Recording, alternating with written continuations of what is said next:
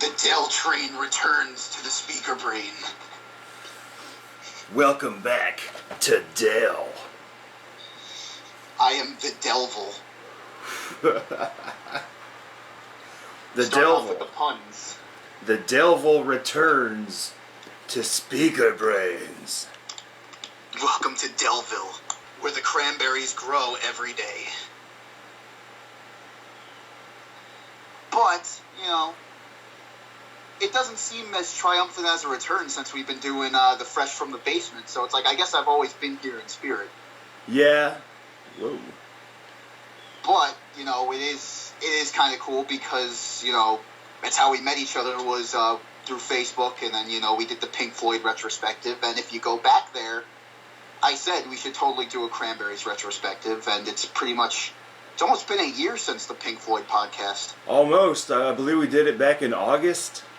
Yeah, August or September. It was a while ago.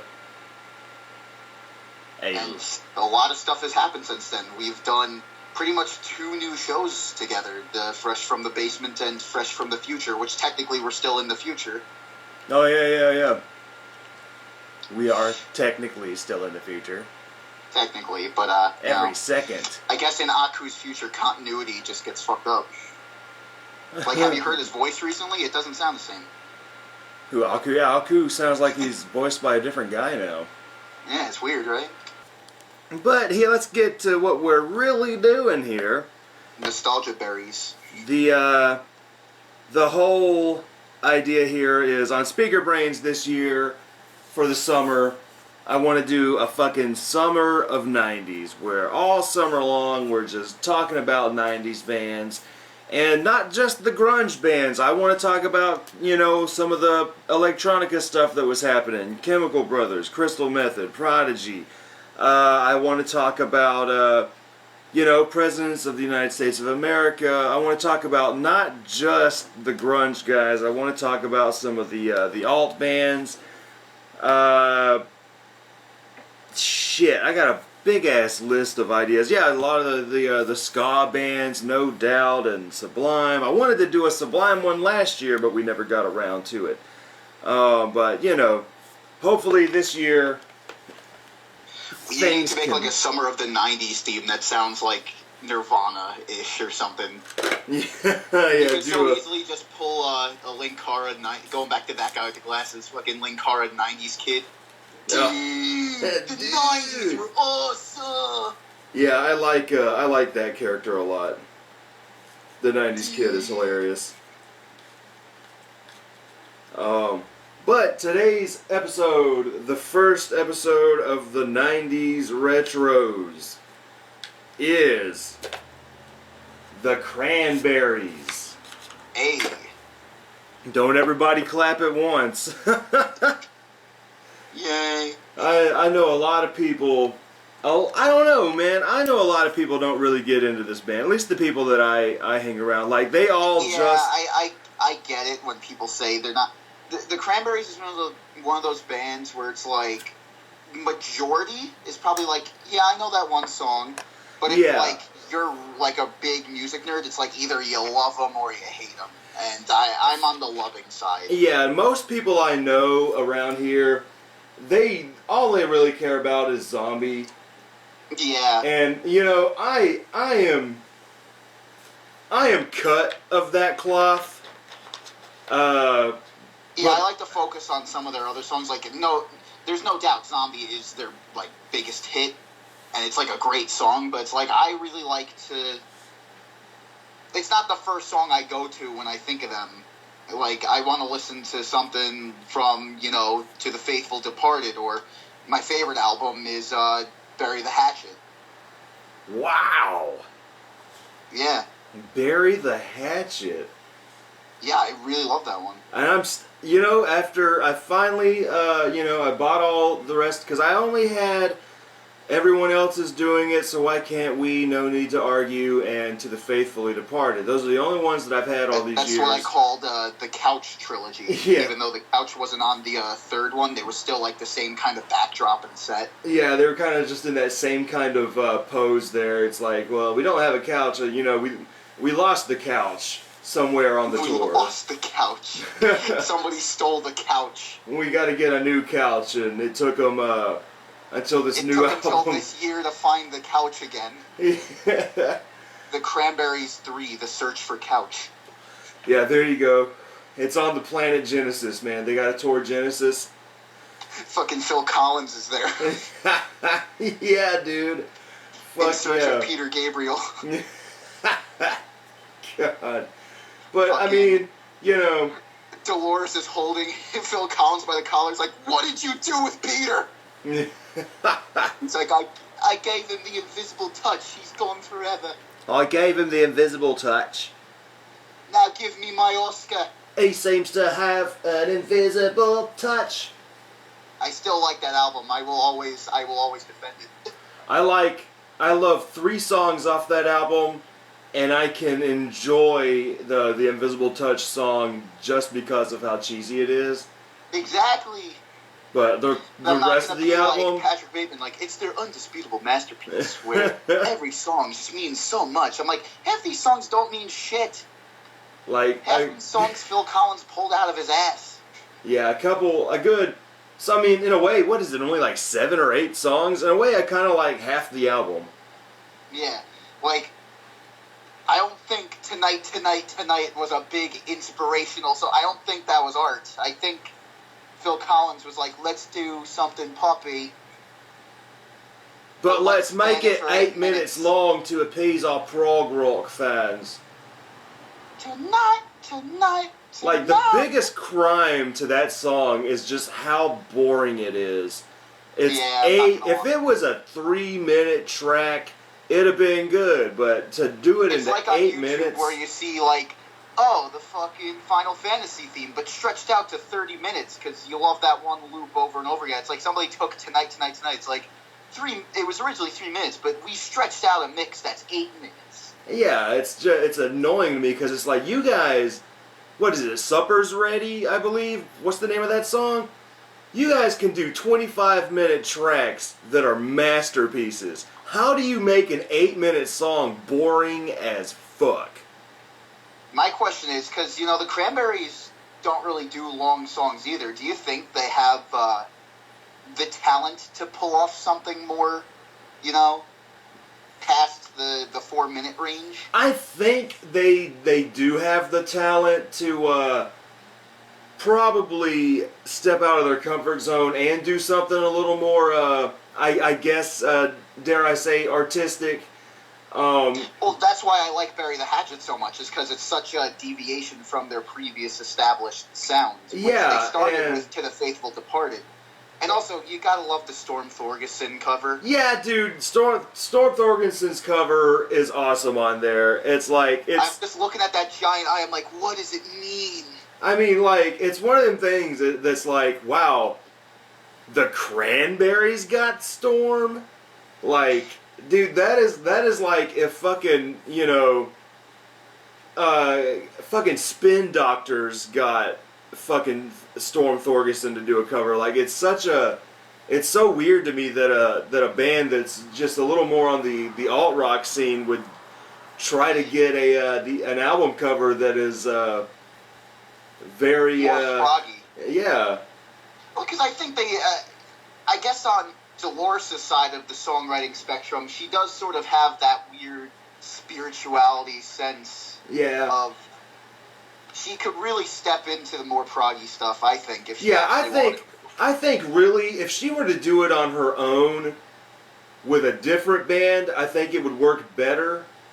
Yeah, because the Cranberries are their own sound at this point. That's like, you got to keep it in the alt rock section. But if she really wanted to, I really think she could go full on like 20-minute fucking spirit trips. Yeah, like, I mean, when some bands can come from, doing, like, take fucking Green Day, for instance, to come from, just doing, bratty pop punk stuff to going into, to basically doing fucking pop punk's The Wall, with American Idiot, and actually succeeding, that's some hard shit to do.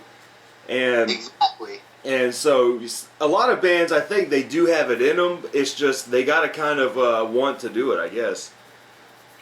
Yeah, but I'll get into more detail about Dolores' solo career once we get to that. Because there was a really long gap where there were no Cranberries from like 2002 to 2012. So, yeah, it was a good fucking while. Like, you know, to me, I thought they were done. But yeah, it's like you thought Tool fans had it bad. It's like we're almost there. Oh shit. So how did you first get into Cranberries? Well, I think everyone has probably the same story that I've, like, of course it started with Zombie. That's like everyone's heard that song, but the thing is I didn't know who it was by. I think it was in like one of Angry Joe's videos, like he was reviewing some shitty zombie game and he threw that song in as a joke. And I was like, wow, that song sounds pretty good, and then I just sort of forgot about it. But I'm like, that was a cool song, and I started like hearing that chorus like in other videos and stuff like that. I'm like, all right, this must be a popular song or something, but I never looked up who it was by. But then, when I realized you could take CDs and instead of paying for them on iTunes, you could just upload them to your iTunes through the CD. You could just import them. I started going through, in the living room, we have like a little drawer, like a little cupboard, and we have like, you know, DVDs, but then a shit ton of CDs in the back that like ranges from like my mom's and my dad's. And it's like, you could tell like which bands are, you know, my dad's or my mom's. It's like Ozzy Osbourne, dad, Bon Jovi, mom, Madonna, mom. I'm not gonna lie, I put some Madonna on my phone and stuff like that, but then I found on CD, which is the CD you see in the picture on my Facebook, for No Need to Argue. That was my mom's copy of No Need to Argue, and for some reason this cover just caught my eye, because I guess I didn't know whose this belonged to. I'm like, is this dad's CD or is this mom's CD? And it's like after I listened to it, I'm like, all right, clearly this is mom's CD. But I don't know, just the way they look on the cover, they look like some freaks on this cover. Just weird, semi-grungy, like, alt-rock. I don't know. It's weird, because it's like they got that hipster look to them years before it was, like, a thing. Like, they look like they should be in some fucking cringy, like, teen movie based on a popular book. Yeah, like, it looks like they could be in some 90s sort of, you know, like Reality Bites or something like that. Like a movie trying to be like Kevin Smith. It looks like... Yeah, like, it's like after Kevin Smith got popular and, like, all the other fucking... Yeah, everybody else tried to do Clerks. Do the fucking, like, Kevin Smith style. Yeah, it looks like that, and it also looks like when you go into a coffee shop today, or what do you say? Like it almost looks like the alternate reality version of the sitcom Friends. Pretty much, it's like depressed Friends. Yeah, I mean. You get that riff, but it's played in like But it's just the beginning notes to Zombie, just Brandon.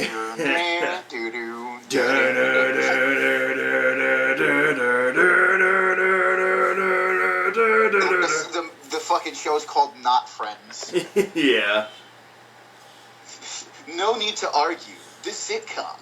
Yeah, seriously, starring Dolores O'Riordan. Yeah, it took me so long to fucking learn how to pronounce that name. I still can't pronounce it. Pronounce it for me so I don't botch it. At first, I still could be saying it wrong, but at first I thought it was O'Riordan, but that's just my American accent being an asshole.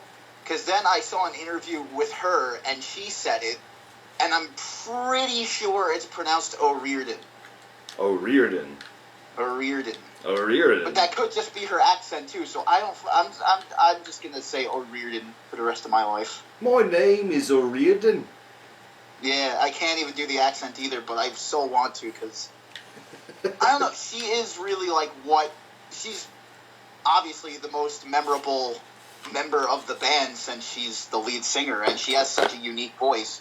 And Yeah. that's what attracted me to the band, is that I never heard a voice like hers before. I know a lot of people compare her to Sinead O'Connor, but for me personally, like, I put Zombie on my phone, and then, as I mentioned, we have a property in Pennsylvania. I just went up there, and I was just chilling out in the woods listening to Zombie, and I didn't know, like, what she was doing with her voice. I didn't realize yet that it was a yodeling technique. Yeah. That I thought her voice was just naturally, like, cracky, and that she just didn't give a shit. And I'm like, that's kind of unique. It's like someone who isn't, pitch perfect. Someone who just sings because they feel what... I know, I sound like such a hipster, but it's like they just feel it, man. They just feel it, bro, dude. I don't know. Something attracted me to that voice. I'm like, all right, when I get home, I gotta fucking put the rest of this album on my phone. And I did, and it's so weird that this album that has Zombie on it, the first song, and a lot of their songs are a lot more chill. Yeah, which is something we will definitely get into, because it's weird to me. It's weird to me. It's a really, but I kind of like it too. That's this big, like, tonal shift. Yeah. But, then I heard Ode to My Family, I Can't Be With You, Empty, fucking Ridiculous Thoughts blew my mind. Like, that track is great. And then after that, I started, I think Bury the Hatchet was the second album I heard of theirs, because that's the only Cranberries album my local library had, and this is where I was doing that thing where it's like, you could just get CDs for free and put them on your phone and stuff like that. Yeah. Pretty much. But then I went back. I was like, all right, I want to hear the first album. I want to hear Faithful Departed, and I want to go through their whole, pretty much, discography. And that I did. But that's how I got introduced to the Cranberries. What about you, Mr. Jones? What happened with me was I was around 7 or 8 years old, and I remember the song Dreams being everywhere. And I didn't know what the song was called, didn't know who the band was. I was just too young. At that point in my life, I was listening to, the stuff my dad would play, which was Primus and Guar and Infectious Grooves and Rollins Band, and it was mostly that kind of stuff. And the kids stuff, you know what I'm saying? Yeah, and from my mom's side, she was playing a lot of the Pink Floyd and Leonard Skinner, and she was playing. My mom, for some reason, like, really got into the grunge scene. Like, she was always playing Temple of the Dog, she was always playing Pearl Jam and Nirvana, and she was always playing Blind Melon, and so it was kind of weird, So then I started hearing Zombie. I'm about 9 years old now. Still didn't know who they were. And at this point, it was a lot of Alanis Morissette. My mom was killing Jagged Little Pill, man. And at that point... Oh, you mean she was listening to God? Yeah.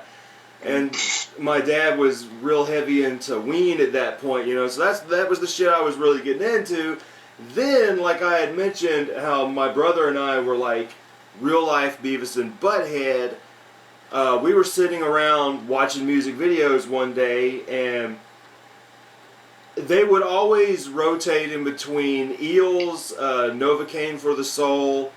They would always play Oasis, and they were always playing Salvation by the Cranberries. And I remember my brother and I fucking loved that music video. We loved the song. That music video is fucking insane. It is wicked, man. And I remember we would jump up and down on the couch going, it's the clown, it's the clown, every time the clown showed up. And yeah, dude, it was fucking clown, dude. Yeah, that random ass clown, dude. Like, it's so weird, dude. I don't even know what it's saying. It's just spinning around like, ah! Yeah, it's so weird because I grew up hearing Salvation and Zombie, and I'm thinking that they were a harder band, and they always were in my consciousness, but I had finally... man, they were always in your consciousness. Yeah. So, like, I was probably around 13, 14 years old, and we were at a pawn shop, and they had to The Faithful Departed, and I'm like, oh shit, this is the one with Salvation, man, I gotta get it. And I fucking fell in love with that goddamn album. Yeah, that's probably one of their hardest albums, because it starts out with Hollywood. Yeah, Hollywood, and even Free to Decide is like a softer track, but it's still heavy. Yeah, the lyrical content is all... That was funny, because then after I got into the Cranberries, like, I had, like, a computer class, and instead of actually doing my work, I would just be on Google Images the whole time. And, I would just Google image what I was interested in. I'm like, I just started fucking, looking up pictures of the Cranberries. My friend is totally into punk, so I would just annoy him with this shit that he doesn't like. I'm just like, yo, my favorite punk group, the Cranberries, look at these dudes. Just fucking with him. He's like, dude, no. So, but there was a substitute teacher one day, and she comes up and notices I'm looking up the Cranberries, and she's like, oh, my dad used to listen to these guys. I can't believe you actually know these guys? I'm like, yeah. And she's telling me how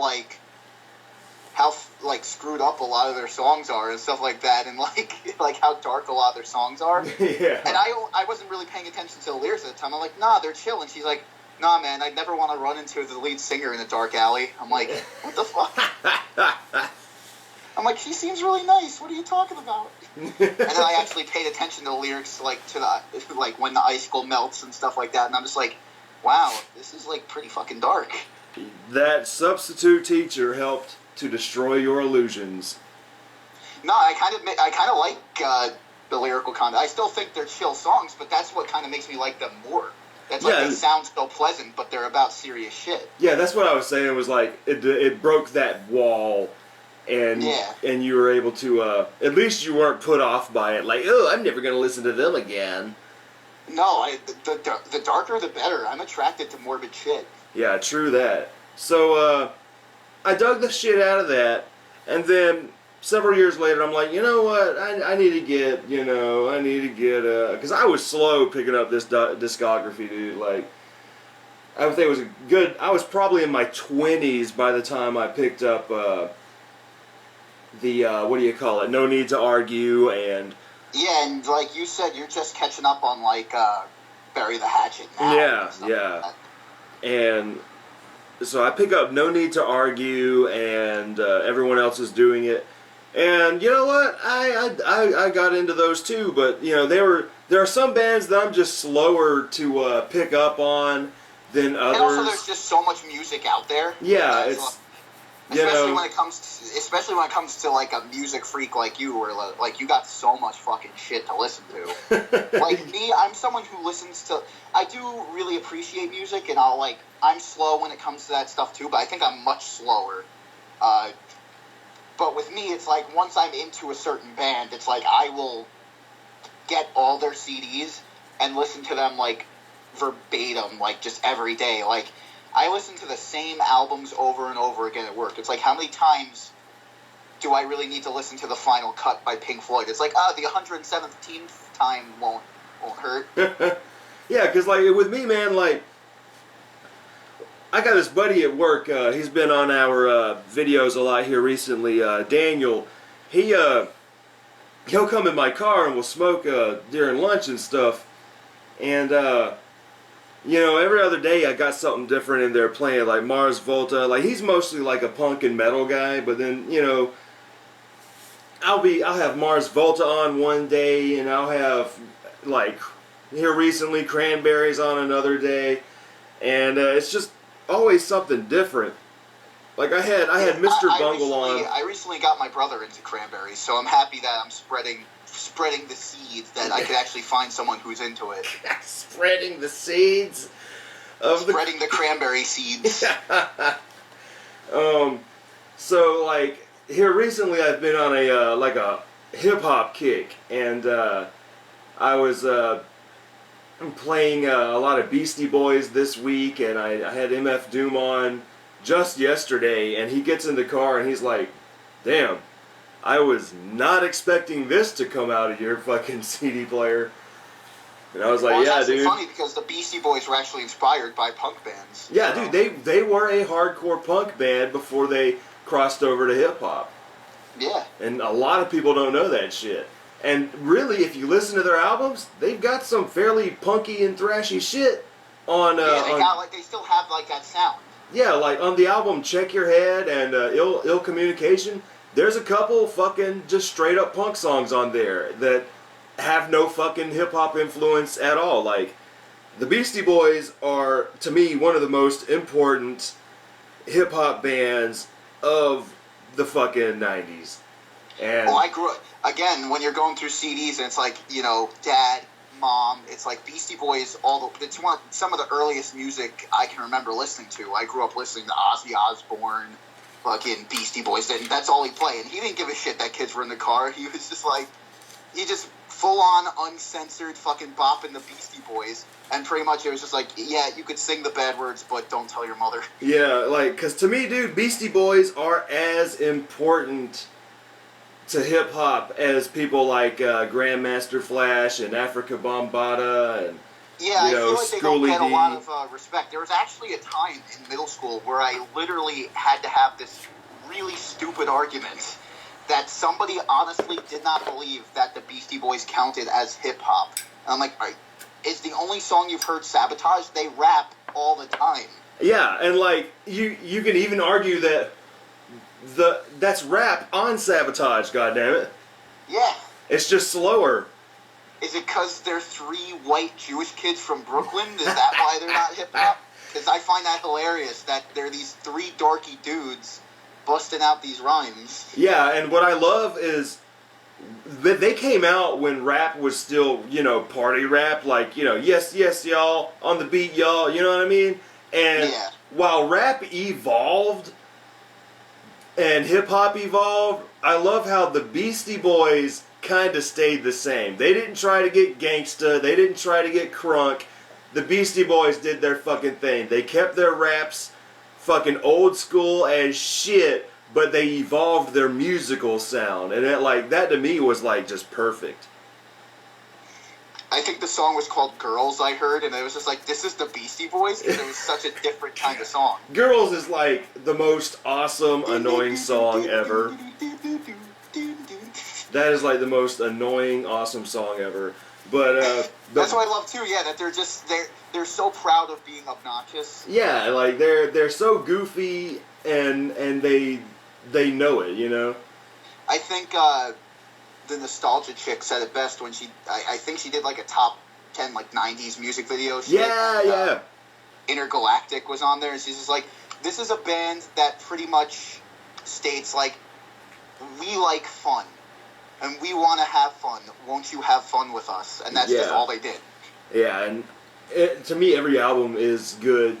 But I am one of the few people that will say, License to Ill, their classic first album with Fight for Your Right to Party and all that, not my favorite album by them.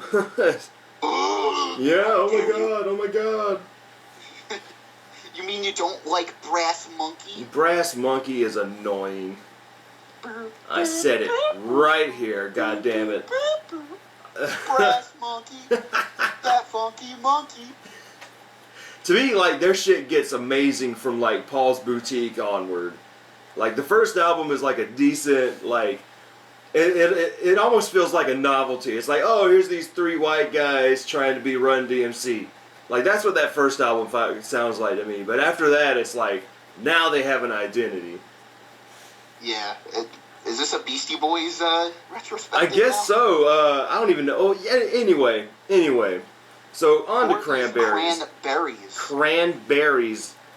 That's another thing that attracted me. That's like, it's such just a weird name. That's like, why would you name your band the Cranberries? Which is weird because now that I guess we're just going to jump on into the retro.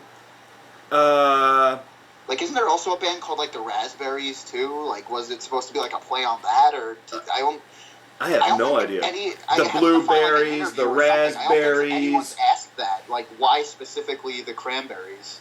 Well, when you look at their discography, they released 3 EPs before their very first album. And...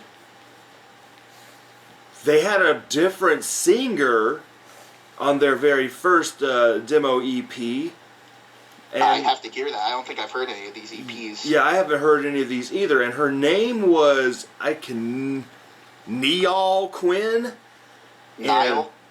Maybe Niall Quinn. But Niall is usually more of a dude's name, I thought. Let me see. Cause it's Niall. Yeah, Niall. Huh. So am I fucking up here? I am probably fucking up here. I am Googling really quick Niall Quinn. Niall. Niall. Leave it to Travis to, That's our Travis. Wow, I am pulling up this crazy looking, soccer player,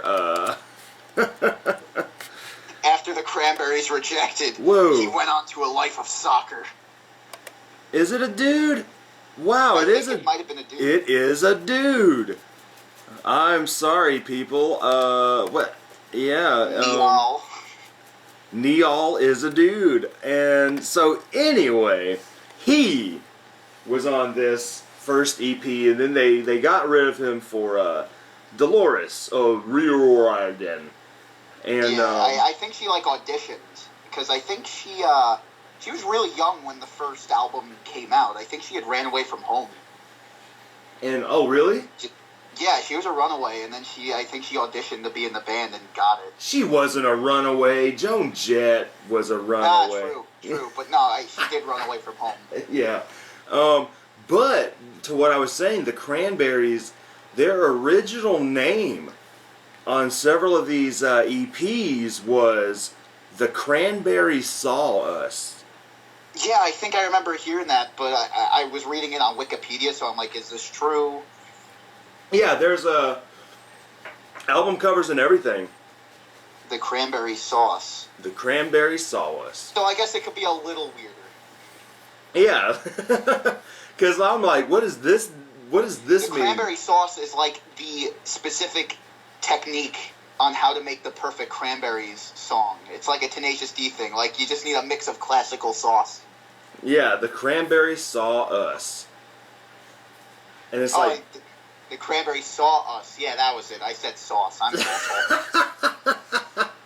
The Cranberry Sauce. That's a cool Thanksgiving themed band. Yeah. But no, yeah. Now I remember. Yeah, it was the Cranberries saw us, and I was like, they probably should have went with that. Actually, that's fucking cool. Yeah, that's got like this kind of trippy vibe to it. Like, you're tripping on mushrooms and They're like looking at us, man. Yeah, right, dude. The Cranberries are fucking looking at me, man. We gotta get out of here. And it's like, what, dude? No, man. Ocean spray, bro. I gotta fucking go. Yeah. But then they went with the Cranberries. Yeah, they went with the Cranberries, and I could not find any information on the name change, but what did we get here?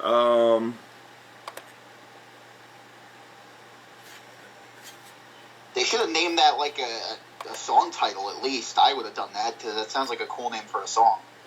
So you had 4 little demo EPs, well, 3 demo EPs and a full EP before their debut album, and the 4th one is the first release, I believe, under the Cranberries name.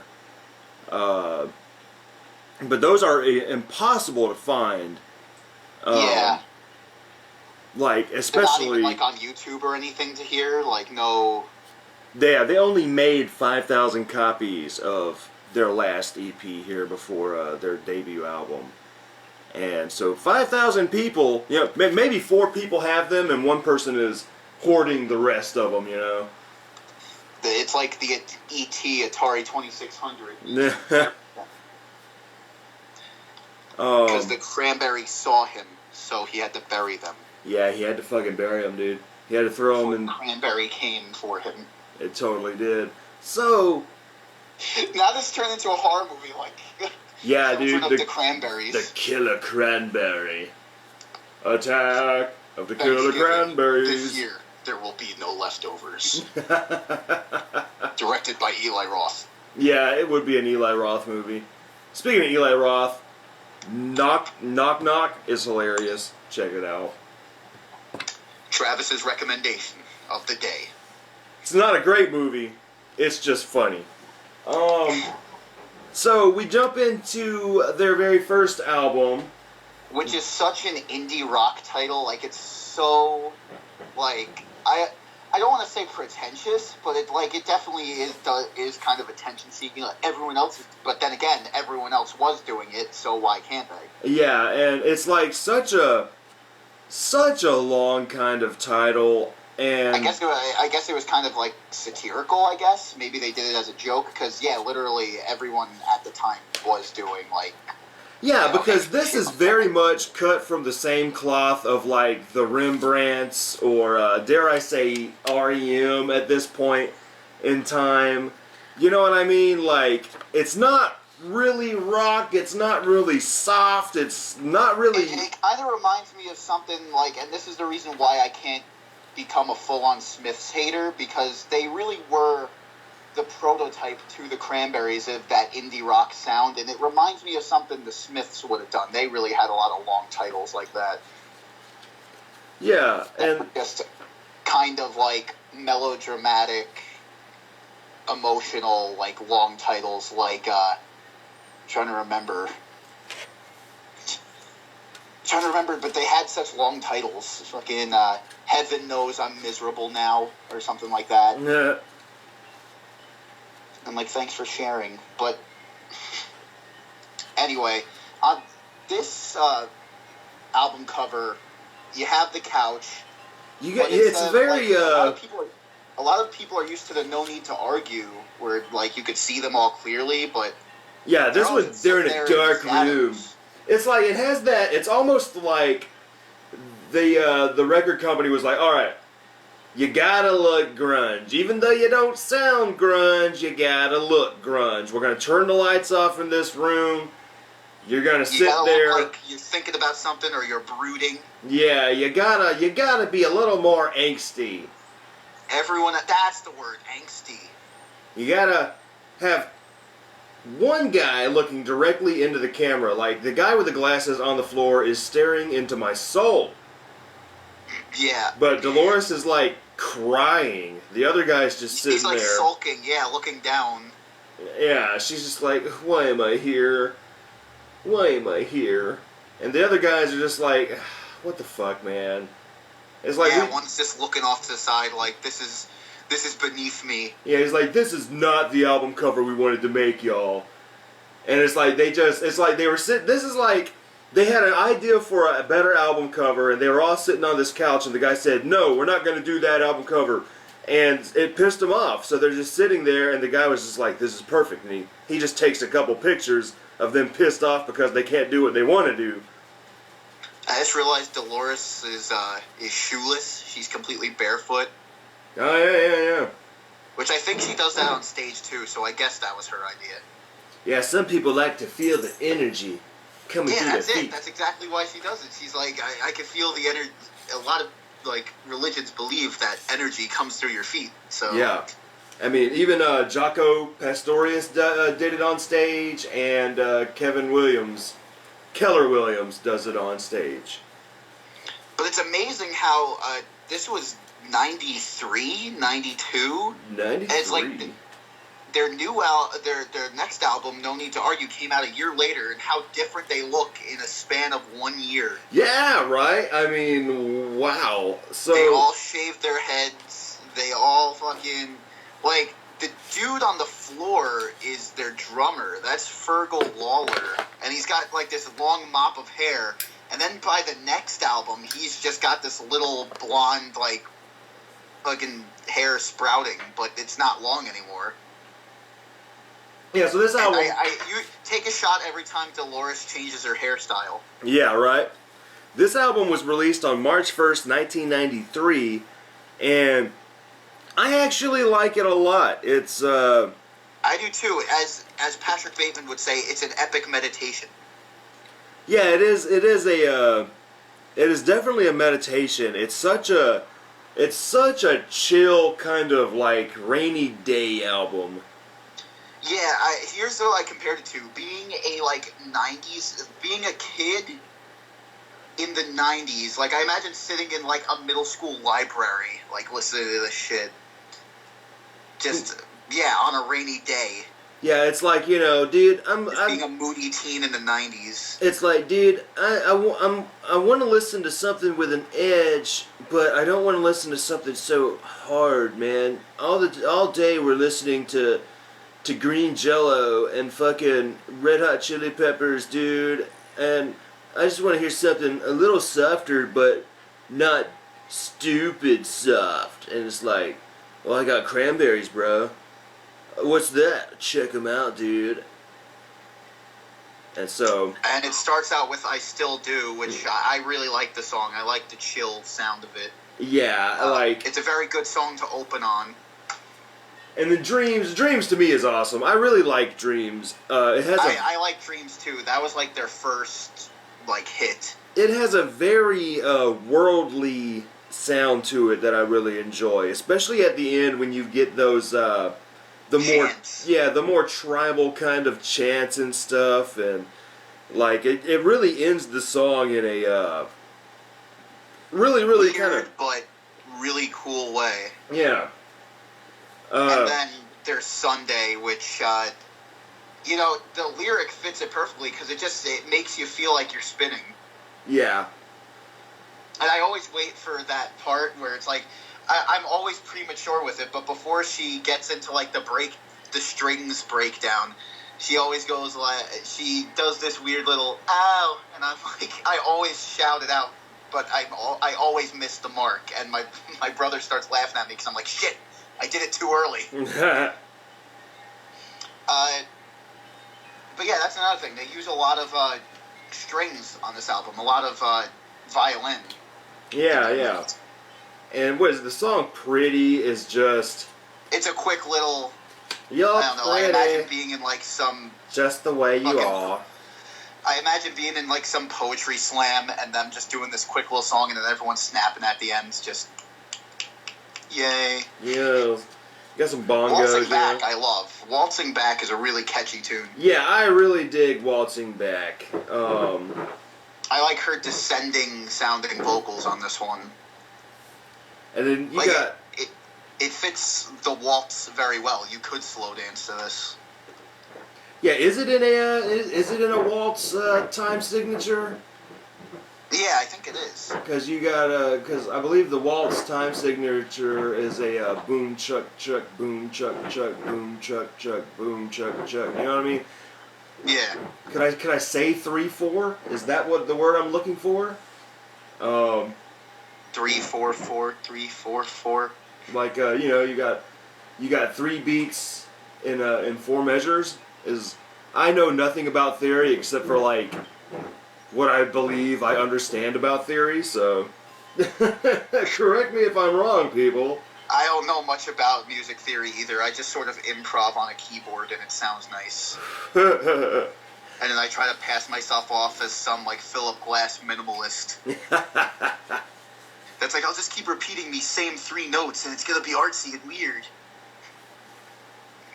And then after Waltzing Back, we got Not Sorry, which is pretty emotionally heavy. Like, it really, like, I don't know, it's chill, but it also, like, has that punch when it really gets into the, like, after she says, like, I'm so sorry if I did insult you, and it, like, fucking... I can't describe it. Like, it breaks down pretty much. Like, it erupts. Yeah. But then, you got Linger, which is, like, their first big hit. The most well-known song that Before has... Zombie. With me and my buddies, alright, I like this song, but it's a song that I like to make fun of. Like, whenever, let's say, you know, we're all 30-year-old children, so let's say one of us farts, and, you know, the stench is just lingering. Jesus Christ. We bust out with, do you have to let it linger? But I mean so deep. We are immature, man. But it's funny. It's a great song. It's You've got me wrapped around your finger. Do you have to linger? Oh. I can't do it. I always try to fucking I can't. Yo.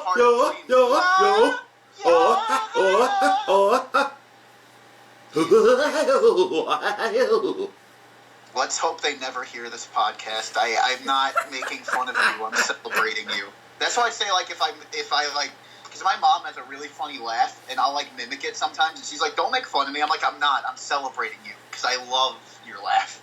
Same thing here. I gotta hear that laugh, I know man. you're not listening. I'm not making fun. I'm celebrating. I gotta hear that laugh now. Yeah, it's funny. I had to do like voice acting for a Lego animation once. A YouTube channel like contacted me. It's like, "Do you want to play Norman Osborn?" And I did my Willem Dafoe impression, but for the laugh, I just slowed down my mom's laugh. I just tried to mimic my mom's laugh at a lower fucking altitude. Give me your mom's laugh. So she's like, That is awesome. And I'll fuck with her. I'll just keep it. I'll make it linger. I'll just be like, and she'll be like, "Shut up." You know, this morning when my mom was like, "Are you gonna mention me in your podcast?" I don't think that's what she wanted. Yeah. Speaking of wanted, that's the next song. This is where I kind of zone out after this. What was that? I kind of zone out after this. Me too, sort of, but Wanted, I really like. I've been listening to this one a lot. One, Dolores' vocals are really pretty by the end, where she does like the ha ha, and like I said, I just like the tempo of it. And when they do it live, they do it like super fast. It almost like it's so chill, but it just gets your head bopping. Yeah. And then there still can't by like the end of the album, like this is where the tempo starts to build up a bit because Still Can't goes a little faster. So we have two fast-paced songs. Still Can't, I can't really comment much on. Like, it's a good song, not really one of their best. But like, if you're listening to the whole album, like it does sort of tie the album together. Like, I can't imagine it without it. Yeah. And then there's I Will Always, which is a very nice, slow song. Her vocals are really nice on it. But then we have How, and I really like this song. I really think this song is cool. Yeah. I just think the whole sound of it and the chorus is really catchy. And then Put Me Down, the final song, sounds like the soundtrack, like you said, when you look at the cover of No Need to Argue, and they look like these Kevin Smith-esque, like, 90s, like, teen movie characters. It sounds like it should be in the soundtrack to some, like, artsy, romantic comedy. Yeah, it's like they look like they belong in a fucking, what do you call it, Woody Allen? Yeah, something like that, like some New York, like, romance. Yeah, like a Woody Allen movie, or... But the sound of Put Me Down reminds me, it's like it should be in one of those, like, romantic comedies. Yeah. But that's the thing, is like the last half of the album, man, I just kind of... Unless you're a Cranberries freak like me, you're not really going to get into the final half of the album. Yeah, I get I hate to say it, I do get bored. Like, that's understandable. It all kind of just... The whole album kind of just stays soft and nice and pretty, and sometimes... It has its own, like taste to it. Like, out of all the Cranberries albums, this one, it's their start, so of course it's going to be a little different, but it's got, that sound that no other Cranberries album really has, if you know what I mean. Yeah, the other ones, to me, are much more, there's much more diversity as far as music on the But next. if you're going for just a full-on meditation, it's like you're not really paying attention to each song. Like, you could just listen to this as one just really long, just, like I said, meditation, just one really long song. Because, like, I like the album, and I really do like the band. It's just, sometimes their shit is just way too soft and, for me to really grasp onto. Yeah, that was part of the thing, like, my musical evolution, if you will. That's like, I used to just be full on, like, I need hard shit, like, maybe Pink Floyd, but it's like, this band really helped me warm up to, like, I kind of really like the chillness of this album. But like I said, you gotta be in the mood to listen to it. Yeah, I gotta be in the mood, because I can't just I gotta be like... be in my 90s kid in a middle school library fucking mood. Yeah, I gotta, on a rainy day. Or during sunset. Every star has to be aligned right. The sun has to be in the right position. There needs to be a syzygy for me to... And I have to go through the Stargate to listen to this album. I mean, Mercury has to be in retrograde, and, you know... And Neptune needs to be a specific shade of blue. Yeah. I need to be feeling a specific shade of blue. Yeah. But to me, it's a solid album, man. It really is. But yeah, as a first attempt, like as a first studio album, it's a good achievement. You got 2 hits out of it, so... Yeah. You got 2 hits. One I like more than the other. Both of them are good. You got a good amount of songs for set list live. Yeah. So... I mean, they're all lighter holders. Yeah, true. So, I mean, you're going to have a lot of lighters or bring some extra fluid when you go to their first concert, cause... But I bet, like, before they were playing, like, stadiums and shit, like I said, you're probably in, like, some little club, just some little, like, coffee shop or fucking poetry slam night, and it's like, ladies and gentlemen, the Cranberries. Yeah. Yeah. Ladies and gentlemen, the Cranberries. You know, fucking Dolores probably gets in, like, a crisscross pretzel shape on the floor and starts just, like, she'll do, like, vocalizing. I could totally see her doing that. I could totally see her just, like, being a total flower child. Like, yeah, she'll be vocalizing for, like, the first 10 minutes. Yeah. Almost like fucking Yoko Ono, but not as bad as Yoko Ono. Like, you actually got the yodeling down. You ever see that live footage of fucking John Lennon and Chuck Berry playing? I think they're doing Johnny Be Good, and in the background they just give Yoko a drum that she just bangs on, like, occasionally, but then she just grabs a mic and goes, yeah. And it just completely kills the song. I bet that's awesome.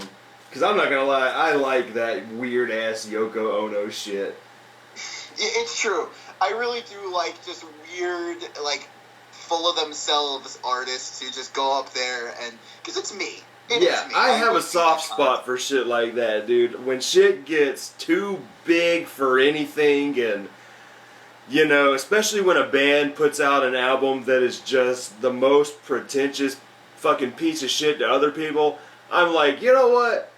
Let them do it. Let them fuck. I mean, to me, the way I look at it, like, I think every artist, I think to be an artist, you have to be somewhat pretentious. It's just... I could vouch for that. I am like, when I write something, you know, part of it is, like, yeah, to write it, and another part is kind of like, yo, this is so, like, people are gonna ask me about this shit later.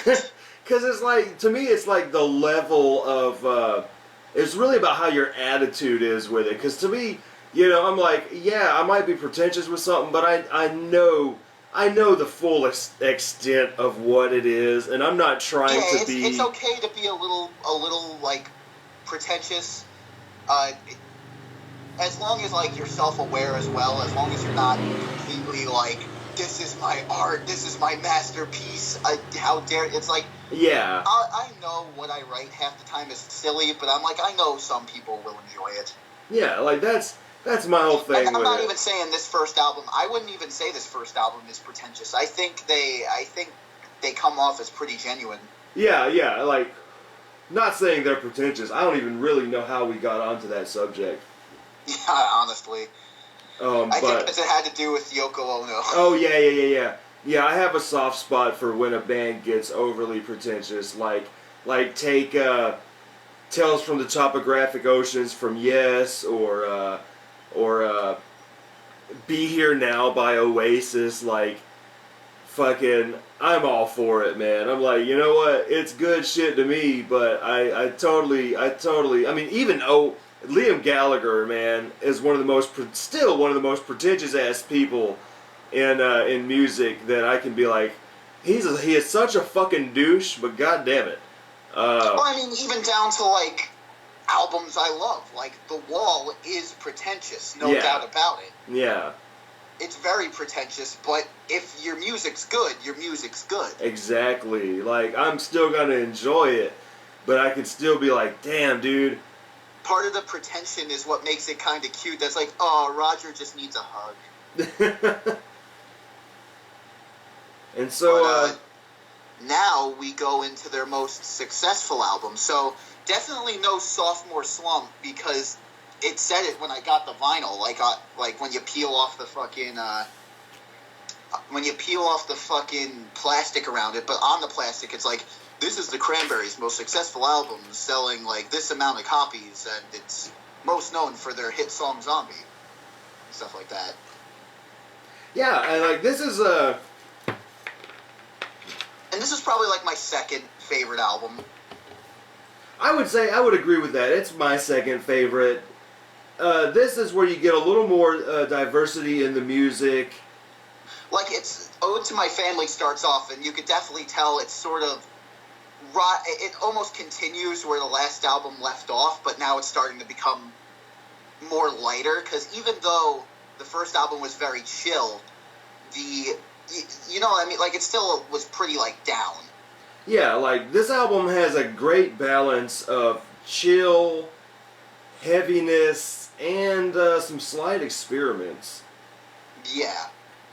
And then I Can't Be With You is very 90s-esque. Like, yeah, I Can't Be With You is comedy. Oh yeah, and speaking of being in a comedy, I think Linger was in fucking the Adam Sandler movie Click. Oh god. Which, out of all of Adam Sandler's movies, Click isn't really that, but I think Dolores actually makes a cameo in it. Click pisses me off. The whole time I'm watching it. When it comes to... look, I think Dolores is actually in the movie singing Linger. When I see a movie that has such an outlandish premise like that, where I'm like, you know what? That is a cool premise. But I instantly know it's all a dream. Take Click and take God, if anyone remembers this fucking movie, 13 going on 30, like, you're like, you know, oh, with 13 going on 30, it's like, oh, you're trying to be like Big, but you're not.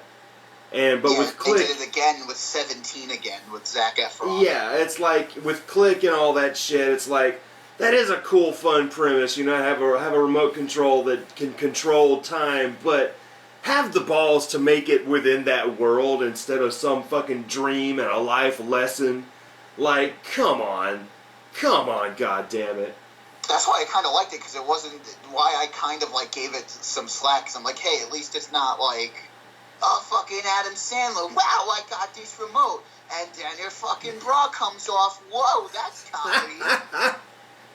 Oh shit! That's like there's actually some like fucking pathos. You're right about that. You are right about that. It is. That's not just like, whoa, that's my boy Andy Samberg. Come here, man. It is a little more scaled back. I'm gonna drag you down with me. Compared to his bullshit. You are right about that. I mean, it is way more scaled back. I'm looking this up now because I swear to God, like, it's not just, I know Linger's in the soundtrack, but I swear to God she's actually in the movie. I saw it once, and that's all I remember. But the album cover, man. Yeah, hold on a second, I just found it.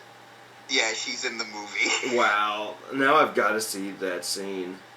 Or scenes. Yeah, they're like playing Linger live. And Wow. she's in this like pretty little white dress, and they're like slow dancing, and I guess it's like so this now movie became great now just because she's in it. So now when you look at the album cover, all right, they're on the couch, and it looks like the same. It is the same couch. Yeah. But now they're all. It looks like they're all wearing suits, and they've completely changed their hair. It's all short.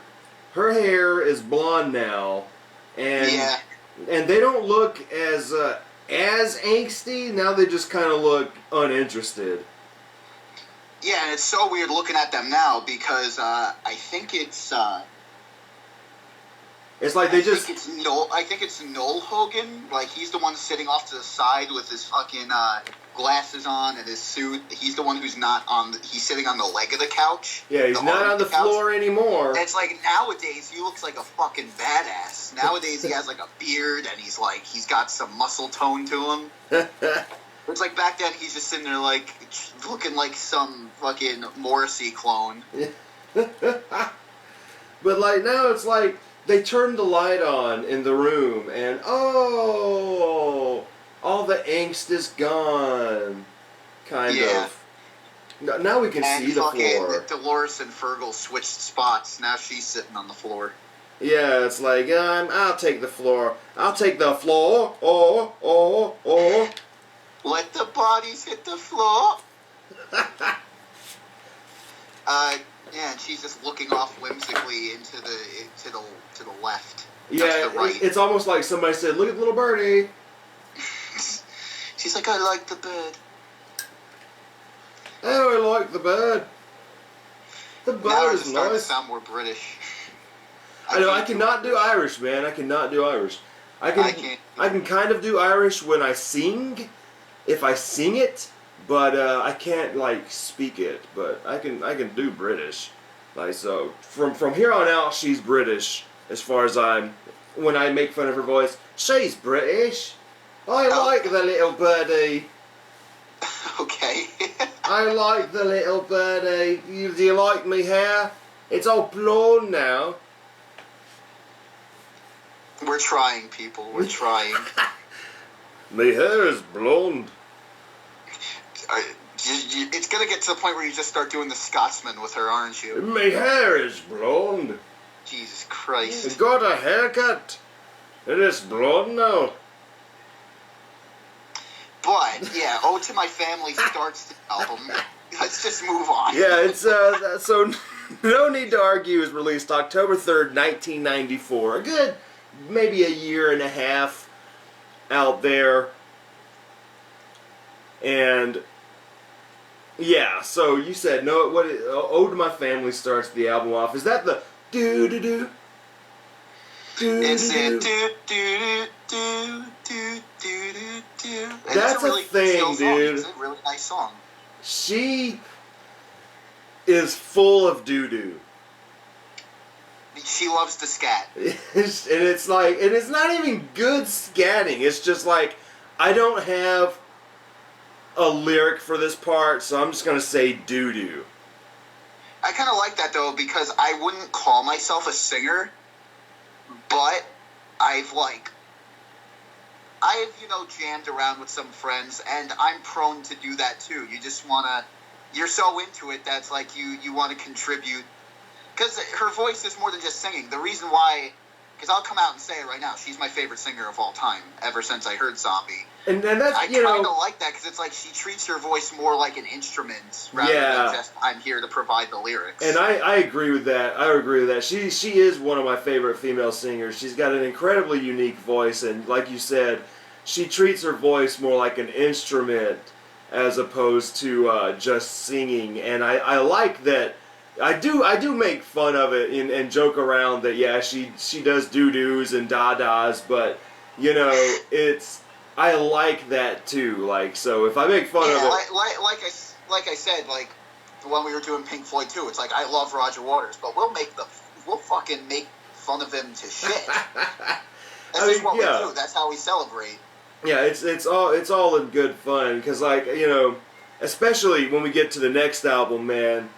We'll talk about. I got some things to say there, but this album really, the beginning of "I Can't Be With You" and she does like that. Doo, doo, doo, doo. I'm just like, she could really work with Danny Elfman. Danny Elfman, I love her. She really, this album really brings on the.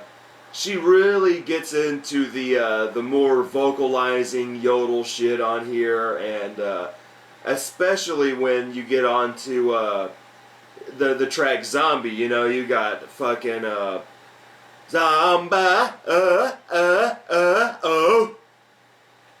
Do, do, do, do. Yeah. Do, do, do, do.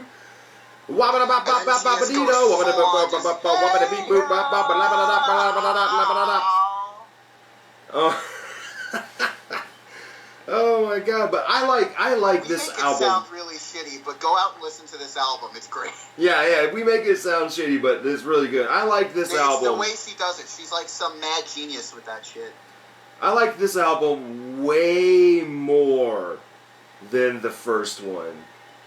Yeah. The first one does have a soft place in my heart, but this was the first album I ever heard, so it has an even warmer spot in my heart.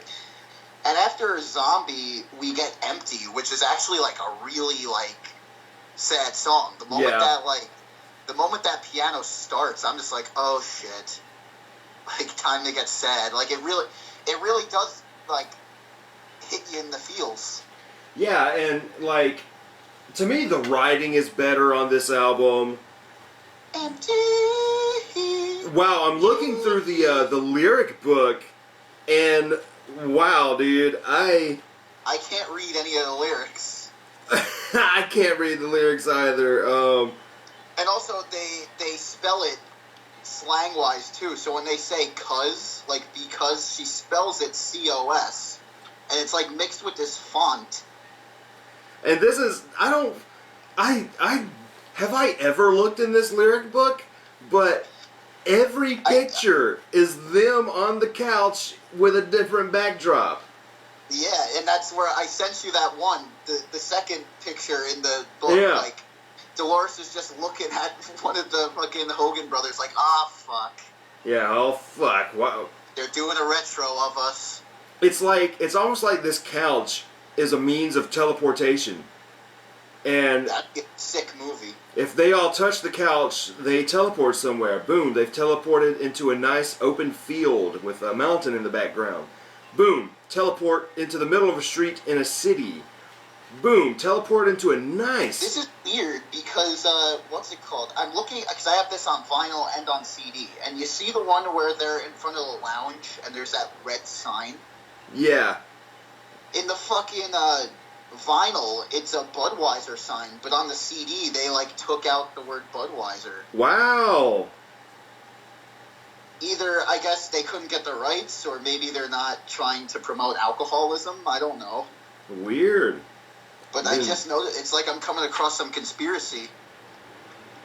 I'm on to you. And then here's the thing, all right? All the pictures on the lyric book to the left are very open field kind of naturey, but all the pictures on the right page are very much in the city.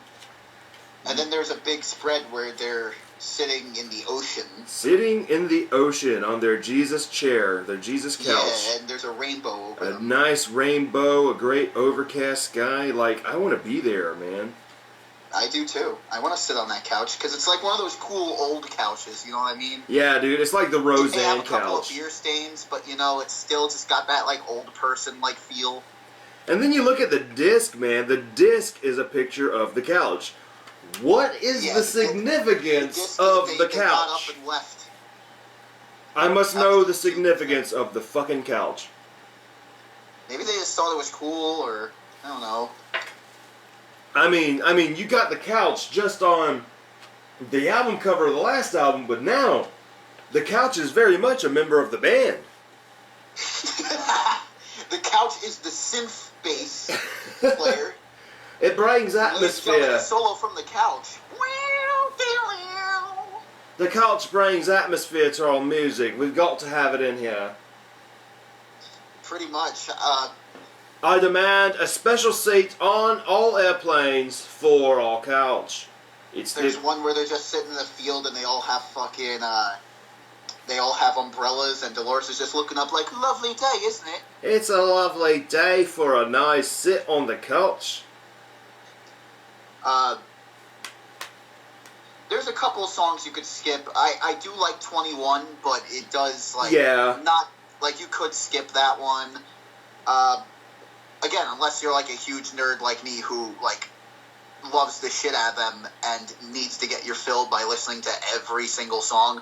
Everything I said, if you're not really, like, if you're here just for a quick, like, run-through, I guess you could skip that one. Yeah, The Icicle Melts I really like. That one has a great sound. I really like the Icicle Melts. That one's really cool. And this is where this was the song that made me realize, like, oh shit, that substitute teacher was right. The lyrics are pretty dark, because, you know, there's a place for the baby that dies. Yeah, dude. And there's a time for the mother who cries. And I really like Daffodil Lament, dude. I do like Daffodil Lament. That is a great song. That's a real After the Icicle Melts is Disappointment, and I like the sound of that one. It's like when they sing the word then, and they do like that really good then. It's just a good little harmony. Yeah. And I like Ridiculous Thoughts, alright, and Yeats Grave is good. Ridiculous Thoughts blew my mind when we got to that high note at the end that she sings, like, you're gonna have to hold on. And she does that really big one at the end. I was walking home from school. I literally stopped dead. I was like, wow, that was, because I hadn't heard it before. I was just like, fucking listening to it to pass the time, and I was like, holy shit, like chills went down my spine. Dreaming My Dreams is okay. Yeats' Grave is really good. Yeah, like Yeats' Grave. Is that Yeats? In the grave. I've always wanted to do a remix taking fucking Black Sabbath's Snowblind and the Cranberries' Yeats' Grave and mix them together. Because I feel, if you honestly think about it for a second, they work well together. You know, they probably could. But I don't have any, like, software to fucking mix them. But it's like, imagine in the background just fucking band. In the grave.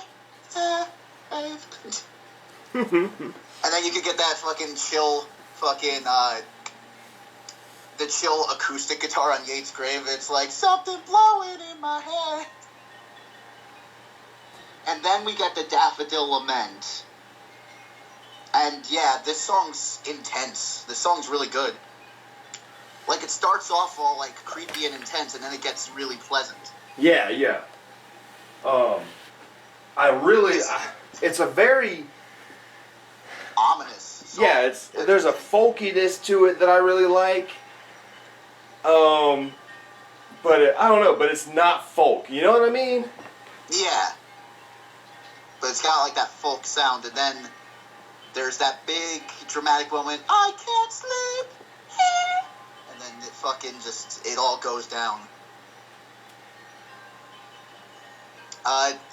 And then it gets really fucking, like, upbeat. It's like, and the daffodils look lovely today.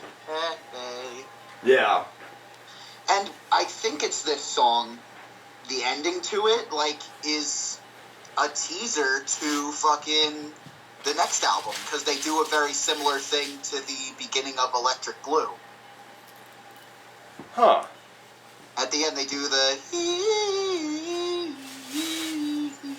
and they bring it back in the next album. Yeah, you know, you're right. So I don't know if it's like, if I'd assume they realized what they did and did it on purpose, or maybe they just really liked it the first time, that they're like, let's bring it back for fucking Electric Blue. I don't know.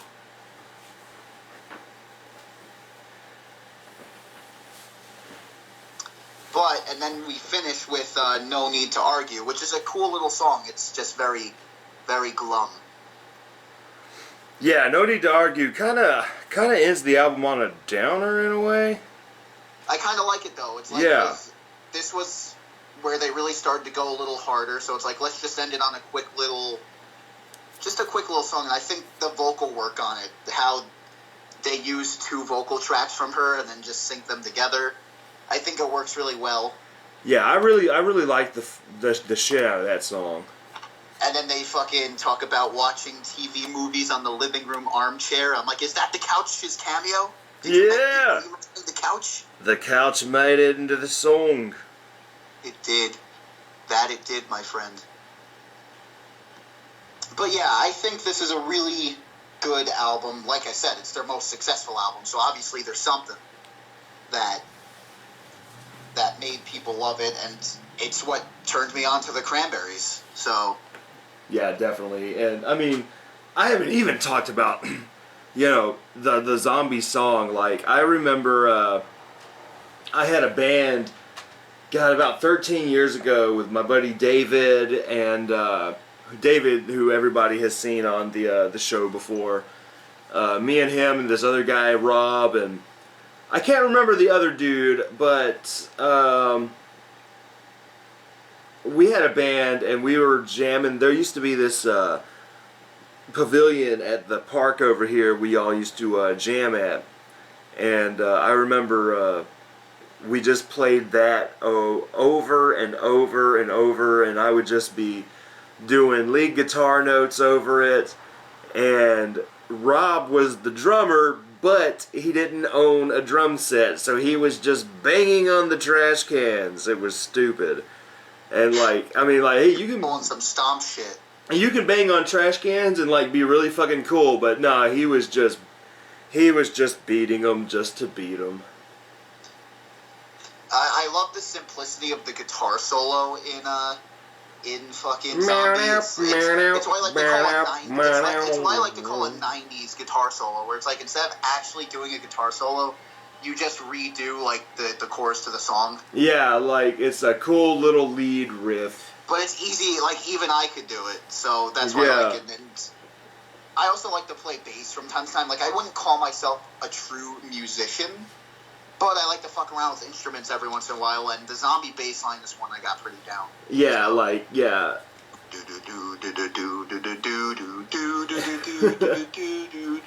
It's a sick bass line. Also, I have to mention, because we're really focusing on the vocals, I mentioned this during the Pink Floyd cast, the drums on these albums are really good. Fucking Fergal on drums really knows how to fucking lay down a beat. Yeah, the drums are really more intricate than your kind of standard beats. He's more playing with as opposed to playing along. Yeah. And like I said, if a song's got a really good drum beat, I'm in. Yeah, true that. This leads to their next album. But before you get to that album, there's a little history as to why the sound changed so much and how they became a lot more aggressive. Because you have to take into account that, like I mentioned before, Dolores ran away from home. I think the first album, she was 18 at the time when they fucking did it. Wow. And then they went on the road, and yet, No Need to Argue came out 1 year after. So they were just record album, on the road, record album, on the road. Not much room for anything else, and I think she, that fucks with you a bit. That's gotta be fucking tiring and stressful. So I think she had, a mental breakdown or something like that. And there's an interview somewhere where she explains the whole story. But pretty much it came down to, with her psychiatrist, that's you're not crazy, it's the world around you making you think you're crazy. So this album goes all out on just fucking criticizing everything, and it's great. Yeah, and you definitely get that in the song Hollywood. Yeah, you started with Holly, and even shit like you said, Free to Decide. That's actually the song she fucking gives as an example. That's like, we really started to become more like aggressive and in your face. A little more powerfully aggressive though. It's not like I'm mad and I'm sad. It's like I'm mad and get the fuck out of my way. Yeah, it's like they didn't want their music to be typecast. Yeah. So it's like more liberating anger. Yeah, like the last album, Zombie was very much a precursor to the sound you were going to get on a majority of To the Faithfully Departed. Yeah, and it's, and they're starting to bring in themes, like the anti-war themes, the fucking relationship themes in their songs. Those seem to be like the two that they really strive for. Because in this album you get shit like War Child, which is another anti-war. This album, to me, I like the Cranberries best when they're a little heavier, when there's a little more distortion going on, when there's a little more oomph to the music. And that's what tripped me out when my first introduction to this band is Salvation and Zombie. And then when you buy the albums and then you find out that, oh shit, like, this really is the heaviest they've ever gone, it kind of threw me for a loop and kind of made me appreciate the band a little more, but at the same time I'm like, I kind of want the heavier shit. Yeah, they really are good with the heavy stuff. Because they are fantastic with the heavy shit. Like, they're good with the soft stuff, but damn, they are fantastic with the heavy shit. It's all clear, it's heavy, it is not too crunchy, it's very colorful. They're one of the few bands that can pull off soft stuff and heavy stuff, and at that point in time, there were a lot of bands doing that. Bush, you get some heavy songs and soft songs, but to me, Cranberries, in a way, kind of did it better than a lot of them. Yeah, they really are a standout band, and like I was saying with Hollywood, it just hits you, you're like, whoa, and then her fucking voice just starts, like, fading into it, just, Yeah, like, this album, dude, when I said she really dives into the doo-doos, da-das, and the yodeling stuff, this album... She tries new shit, too, and that's why I love it, because on Salvation, she's not just doing doo-doos, and she does do some doo-doos, but then she's also doing, and the fucking do-do-do-do-do-do-do-do-do-do-do. And it really makes the song more twisted. It works. Yeah, man, and like... Then what I love about the music video is it's an anti-drug song, but you watch the music video and all you want to do is get high. I mean, like, seriously. I guess that was sort of the point. That's a great video to watch stoned out of your mind. I mean, it really is. But I also do get, like, the anti-drug message from it, because there's those creepy-looking kids just looking at the swaying light bulb. It's like, I wouldn't want to do that. Yeah. Like, now, driving fast with a clown... So, that looks like fucking Sweet Tooth from fucking Twisted Metal. Like, she does the yodeling, like, she turns her voice to me up fucking to 11, man. Because, like, on Hollywood, she's like, this is not Hollywood, like I understood. She's fucking angry this time around. lie. He's like, I don't give a fuck what you think about my voice. Fucking take it like a man. And, I kind of, with that song alone, I get feelings of, they've had to me, it's like they're at the top of their game in the mainstream at this point. And with the last album, it really broke them out there into stardom. And so now, she's kind of experienced celebrity life on the front lines, and I guess I feel like in that song she's kind of like disappointed with it, because you have this... fuck this. Yeah, you have this idea of what Hollywood's supposed to be, and she gets there and it's like, wow, you guys are douches. Yeah, exactly. Well, yeah, like we said, she went fucking insane, pretty much. Like, she got herself out of it, but it's like, again, you went album tour. Like, you can't... a lot of bands like maybe take a year off or something like that. It's like them, they were like grinding for the first two albums. Yeah. And even with this one, you know, they didn't really take a break until after this album. Like this one, they gave us 3 albums in what? 3 years? 3 years. This was 94. And this to me, like, was the last time I ever saw them at all on MTV or, you know, anything. Like, hell, you know, I knew when, is Bury the Hatchet next? Yeah, Bury the Hatchet. I knew when that came out, because I remember seeing it advertised on TV, but after that, I never heard anything about them in music news or anything. Yeah, but also with Salvation, there's also kind of a ska sound in there. With the trumpets, holy shit, the horns. To me, when the horns come in, dude, it takes that song off, man. It gets epic. Like, that's an epic-ass short song to me. Yeah, it hits it where it counts, and then it just ends. It doesn't go on. There is no fat on that song. It just comes in, comes out, there you go. And it's great.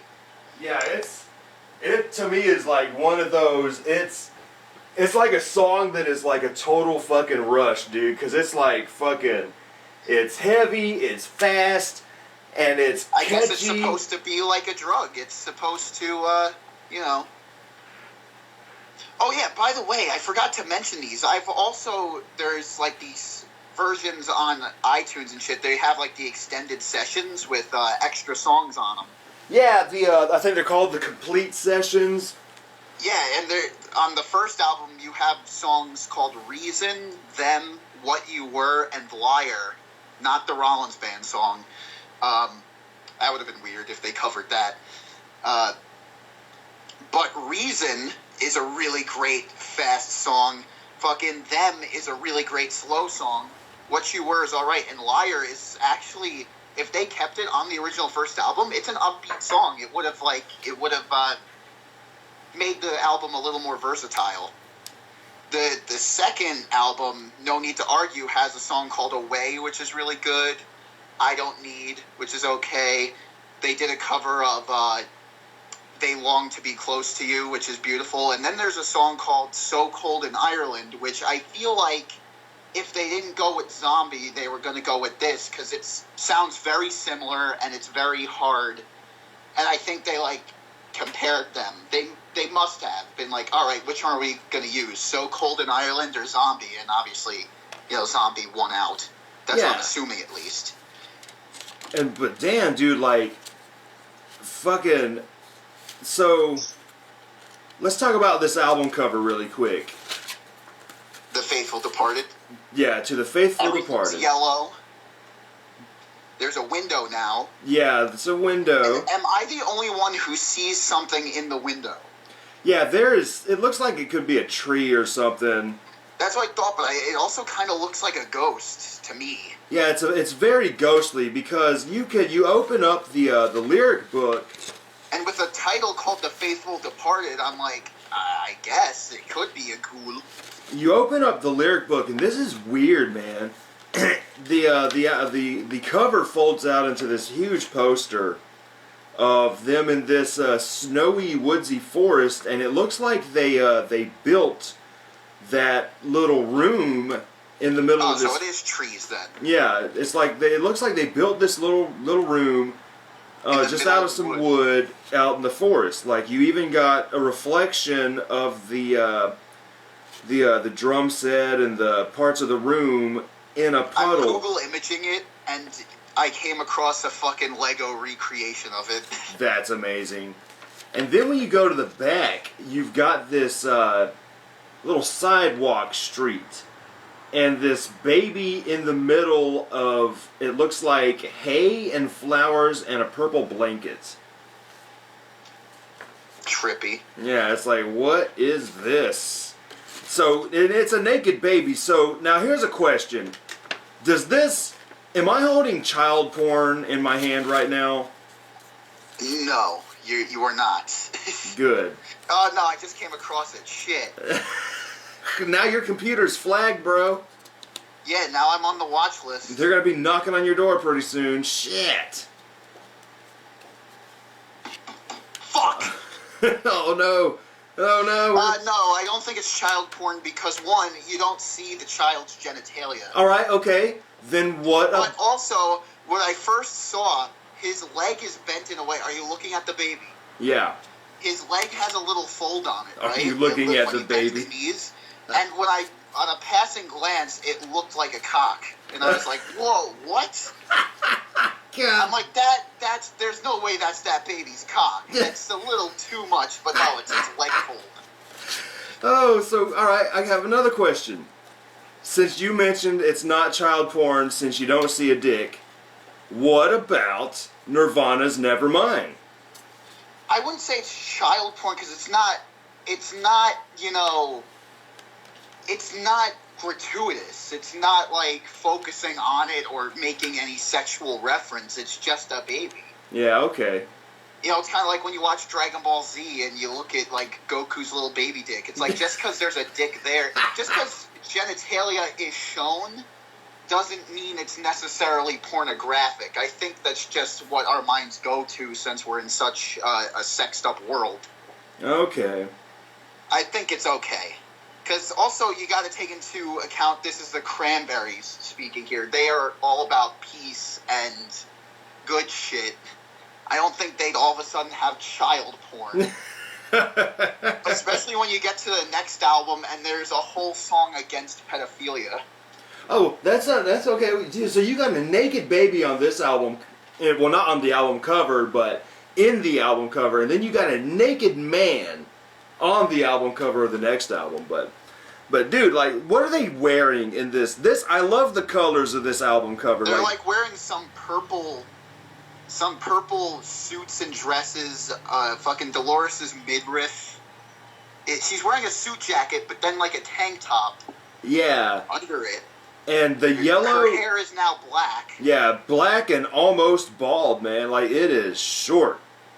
Yeah, she went because her hair was short on the last album, but Yeah. now it's like it's getting buzzed down slowly but surely. Yeah, it's like pretty soon she's gonna go full bald, man. She's got like these really weird high heel / boots on. Yeah, these real high boots. I do want the purple bass that fucking Purple Mike bass. Hogan. I'm seeing a yellow bass. Yellow bass, that's what I mean. Yellow bass. Sorry. Yeah, I like the yellow amp, the yellow they bass. Look like they belong on some kid show. Like Yeah. the Wiggles were too much. So now you got the Cranberries. I just love the colors here. The yellow and the purple, man. For some reason, And it it just makes them stand out. I don't know Yeah. if that's like an artistic thing. That's like if anyone out there is like, well, purple shines more in yellow or something like that. But I mean, it I also looks. love how there's no logo on the drums, on the giant drum at the bottom. I Yeah. forgot what it was called. Usually they put like a logo or like the Cranberries or something like that. Like And it looks there. like a child's drum set. Like, Yeah, it's just small and it's like 2 drums and 1 cymbal. yeah, you got it's just a hi-hat, 2 tom. Well, just 2 toms, or maybe that's a snare, that smaller one. You maybe 1 tom, a snare, a hi-hat, and a tiny little bass drum. Yeah. On a little yellow amp that Yeah. fucking the bassist is sitting on. But I the dig the music. album cover. But After Salvation, you get When You're Gone, which is a good, almost like 50s throwback sort of slow song. yeah, like, I really dig When You're Gone. Because we should, like, you should definitely be, like, slow dancing to this. Like, what was the dance from fucking Back to the Future? Like, Under the Sea or something like that? Doobada, Doobada, See, doobada. she's switching it up a bit. It's not just doo-doo, it's doobie-da. Yeah, man. You think Dolores and Scaramouche should do a fucking, a duet? Yeah, they really should.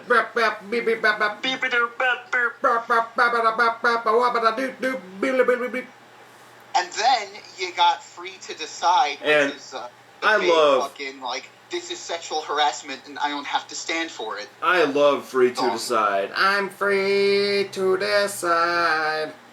I'm free. I love the lyric, and, you know, I think she says, and sexual harassment is not my forte. I'm like, I don't think it's anyone's forte. Yeah.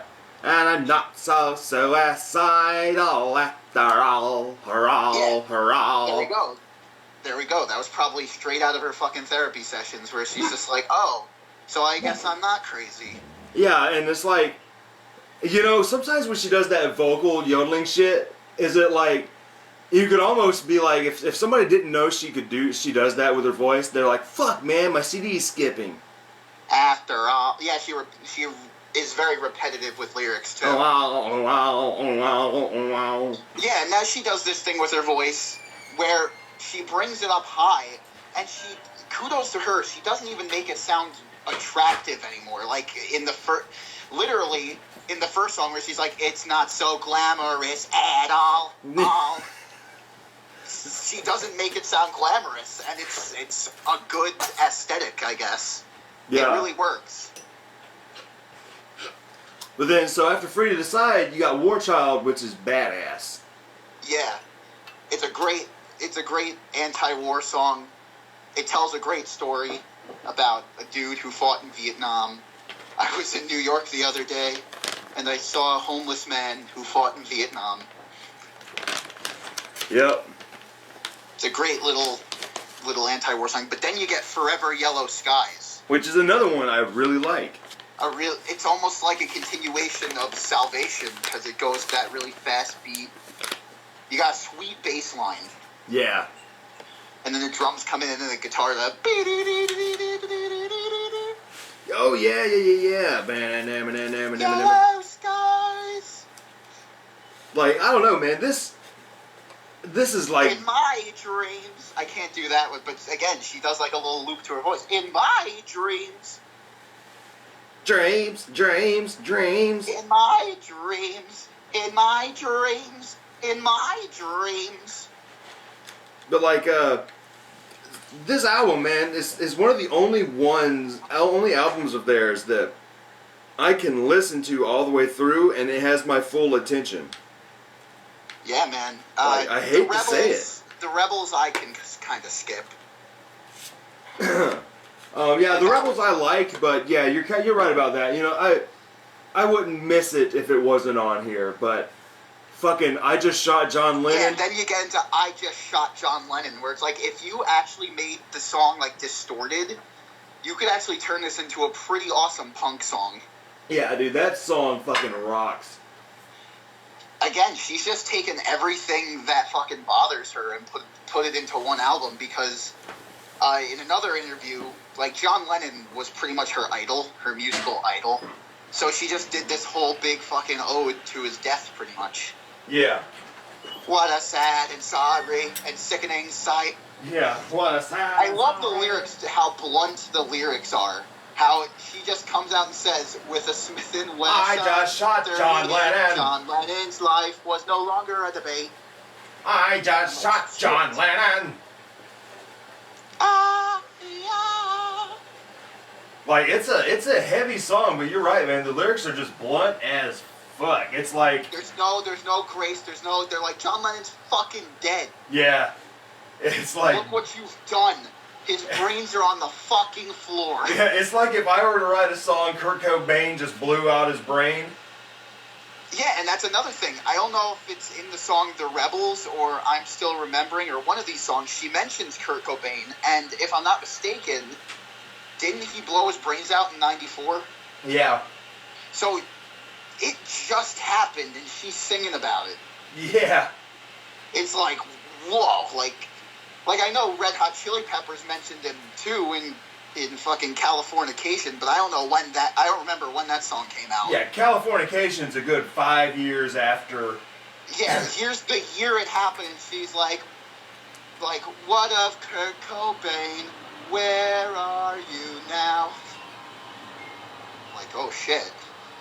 Yeah, dude, like, yeah, that's like if I wrote a song and it's like he picked up a gun, shot in his head. Kurt Cobain that's what the is man dead. Wants you to believe. It could have been Courtney. We can't really prove it. Did Courtney do it? The guy from Earth gave him the gun. Tell me, Nick Broomfield. Open up the investigation again. Get Alex Jones on here. I'm telling you people, Kurt Cobain, he didn't kill himself. It was Courtney Love, that bitch. Dude, you do a perfect Alex Jones. Excuse me, folks. She turned the frogs gay. That's my favorite one. Turning the frogs gay. I like to fight too. That's another one I love. It's like, I'm a man. I'm red-blooded. I like to fight too. Oh, Jesus Christ. The fact that this guy actually fucking has a show that people listen to, how he got enough money is insane. That dude has a whole freaking media empire, dude. Yeah, it's insane. Like, it is very much as insane as it is incredible. Yeah, it's, good for him that he made it this far, but holy shit. Yeah, dude. I'm not gonna lie, I used to listen to him every day on his website, man. But I just, it's very entertaining to listen to. Yeah, it is entertaining to listen to, but in the past, 3 or 4 years, I just kind of fell off. I'm like, he's a dude that, he says some things. Oh, well. Yeah, it's like, he never really did anything, he just stuck to the same shit. Yeah, nothing really is blowing me away as of recently. He's just the same old conspiracy theorist. Yeah, it's... He has nothing else to say except for the same shit that he's always said. It never really just changes. Everything's a fake. Everything is fucking globalist. And, you could buy shit at his store. You can buy medication from him, I guess. Yeah, buy our iodine pills, because when a nuclear war happens, you'll need them. Go to my website and buy my $400 solar-powered generators. Go to my website and buy the boxes and boxes of non-perishable food. People actually spend money on this. I wouldn't be surprised if he's stealing people's credit card information. That's some shady shit. But after I just shot Alex Jones, we get Electric Blue, which is again where Daffodil Lament ended. They start off this song with the same, chorus, just updated, and this song's really hardcore. Yeah. If you should go, you should know I'm here. Always be near me, guardian angel. And it just goes into it when the fucking song really gets into it. I don't know. It makes me imagine a Matrix fist fight in the rain. Yeah. He does that shit, which is great. And again, the guitar, they do the same shit where it's you do the main melody of the song, but it works. The distortion on the guitar after she does the how, it just goes wow, wow, wow. It's just perfect. Yeah. I'm doing a lot of onomatopoeia for this review. But it works. It's fucking Cranberries. Yeah, it does. Because that's, you could say that's her entire lyrical style is onomatopoeia. Exactly. Can we get a motivational poster? A really inspirational photo of her, and then next to her in big quotes just I don't know how you would spell that, but could we get that? Oh wah, oh wah, oh wah. Yeah. Have it's yeah, and then a dash, and then capital yeah. Yeah. That shit would be amazing.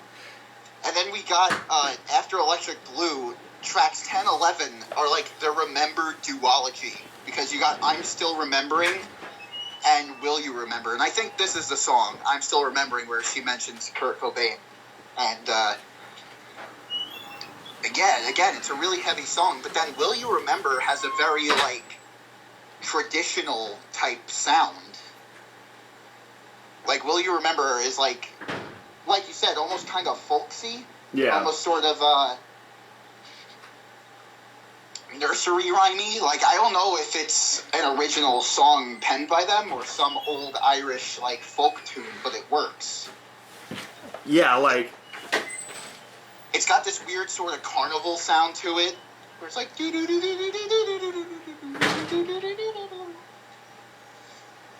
Where's the fucking clown from Salvation now? Yeah, man, we need him for that song. But it's a cool little song. Like, it's chill, but it's also, like, I don't know, I really like it. Yeah, like, to me, this is... Like I said, it's one of the only albums of theirs where I don't really dislike anything.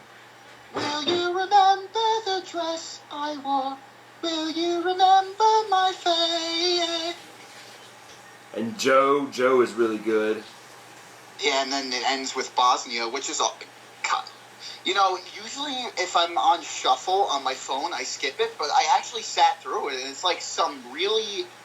If you added this song to like a rock opera, it would work.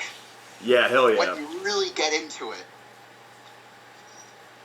Like, it would be great on stage in some performance. Do like that baby metal shit where they start waving flags around while the song plays. Yeah. But that is To the Faithful Departed, so this one is your favorite. Yeah, this is my fucking favorite album by them. Especially after hearing the next three finally, it is... Because I said, before I heard these last three, it was my favorite then, and now after hearing these last three, it's still my favorite now. And then there's the complete sessions version where they have a song called Cordell, which is cool. The Picture I View, which is pretty cool. Then there's, she did on stage a duet with Pavarotti. They did Ave Maria together, which is a cool little extra nugget of classical. If you want to listen to that, she does it really well. Damn. And then when fucking Pavarotti comes in, this crowd of like snooty opera fans, they just go fucking nuts. They're just like, yeah, and he's like, Ave Maria. And I'm like, fuck yeah, Pavarotti. Hell yeah, dude. And then they did a cover of Fleetwood Mac's Go Your Own Way. Oh, wow. You can go, your own way. Yeah, she adds her own little scatting again in between like the guitar solo. She's just like, yeah, you can go your own way. And then there was a song she did for the soundtrack to a movie with Brad Pitt and Harrison Ford called The Devil's Own. And it's called God Be With You, and it's a really fucking epic song. It sounds like something that should be in Game of Thrones. Yeah, look it up. It's a really epic, like, I don't know. It sounds like it belongs in a fantasy. Damn. Yeah, it's really cool. But now, they go on break for a really long time and come back in 1999. Yeah, released Bury the Hatchet. April 19th, 1999. Wow, dude, a day before Columbine. I was actually thinking about it. I'm like, I wonder what they fucking... That's fucked up. Blame the Cranberries. They listened to the album. It inspired them. Yeah, they were fans of Cranberries. It wasn't Marilyn Manson. Oh my god, they were playing Doom. Yeah. That game was already like 6 years old. No one gave a shit. Yeah, like... Dude, thank God Eminem was popular at that time, so he could just come out and say how fucking stupid that investigation was. Seriously. That he actually took the heat off of Marilyn Manson. Yeah, he kind of did. Like, and when a dude's getting bullied and shoots up his school and they blame it on Marilyn. Yeah. Poor Marilyn Manson, dude. And they were I love even his like... music, and it's like everyone's out to get him.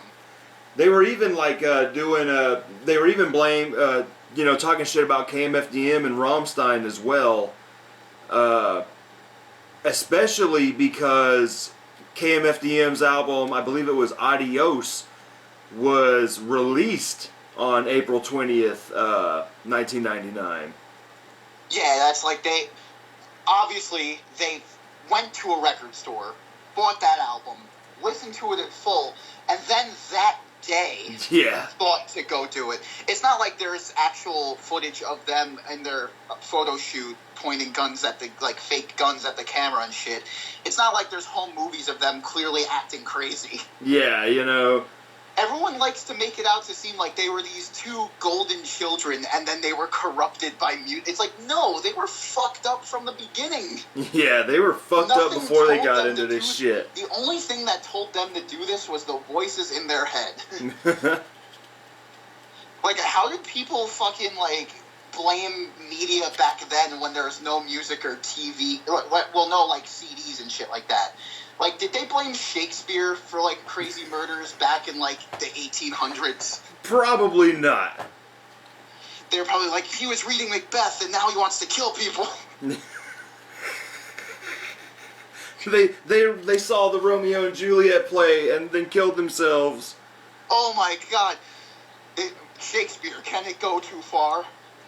And there's ye old Michael Moore doing a documentary on the whole thing. Yeah, his ancestor.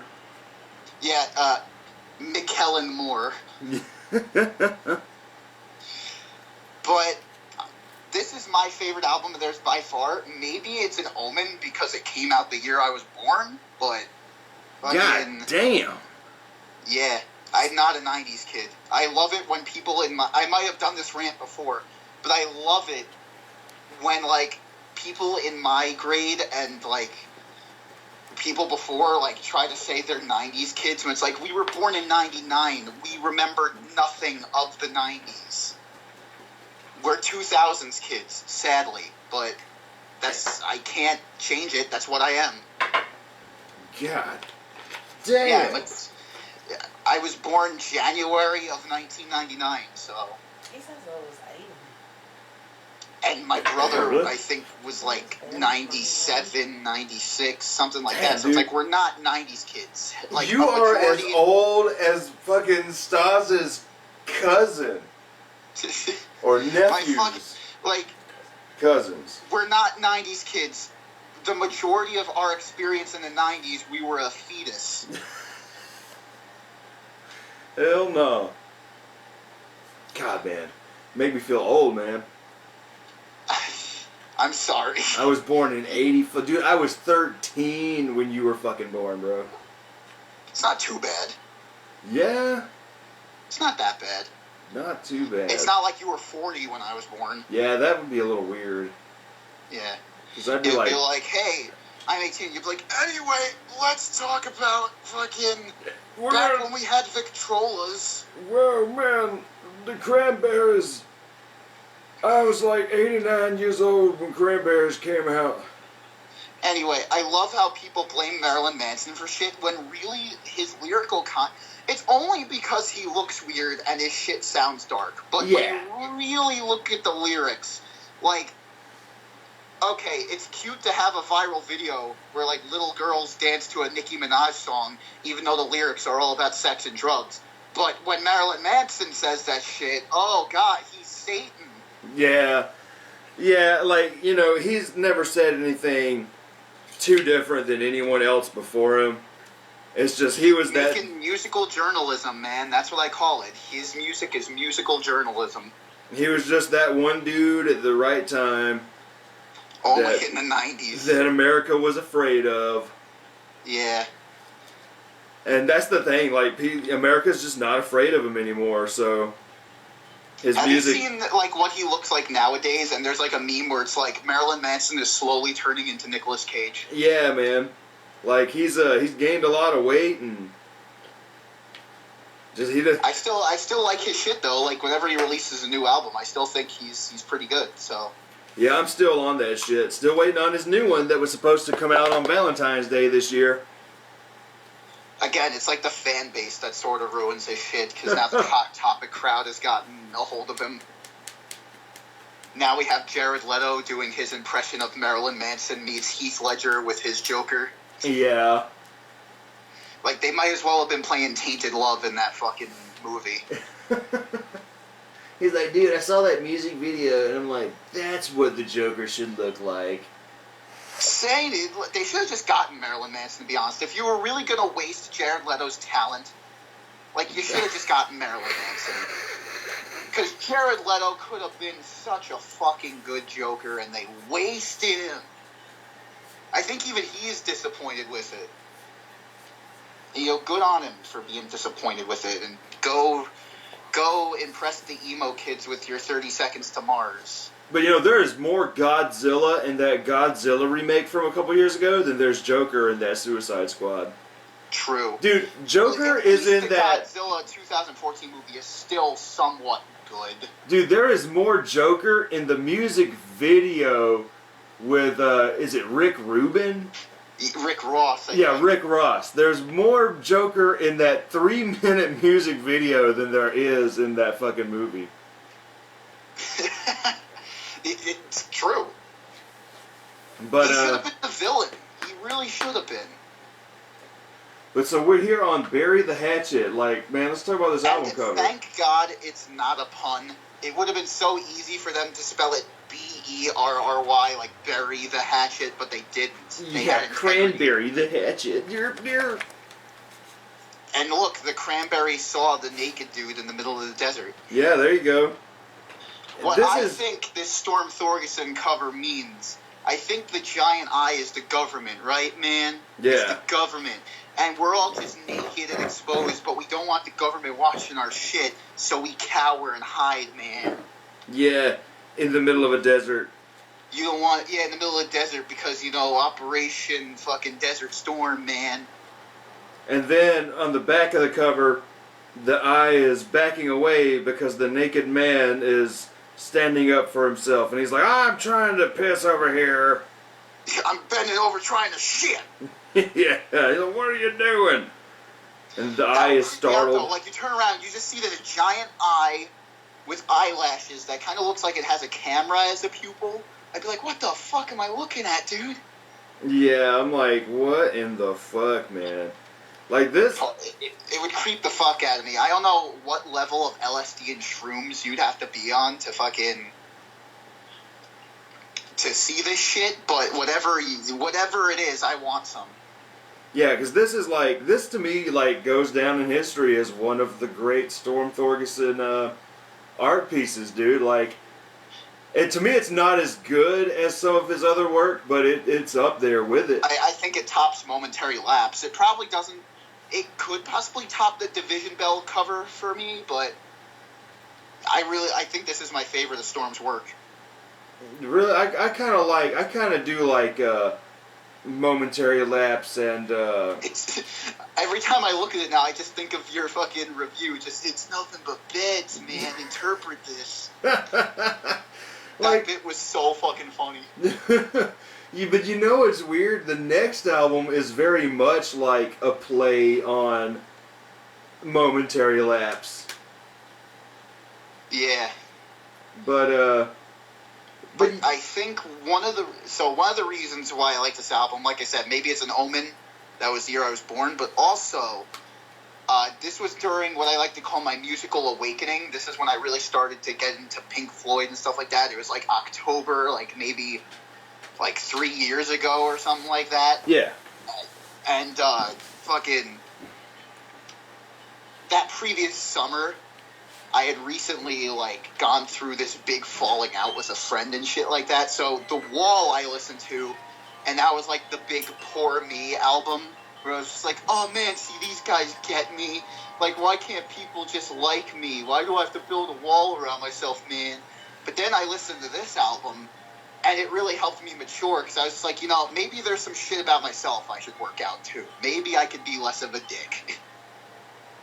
With songs like Desperate Andy and shit like that. It's like, maybe, just maybe, I could, like, brighten up a bit and be less of a fucking push-around.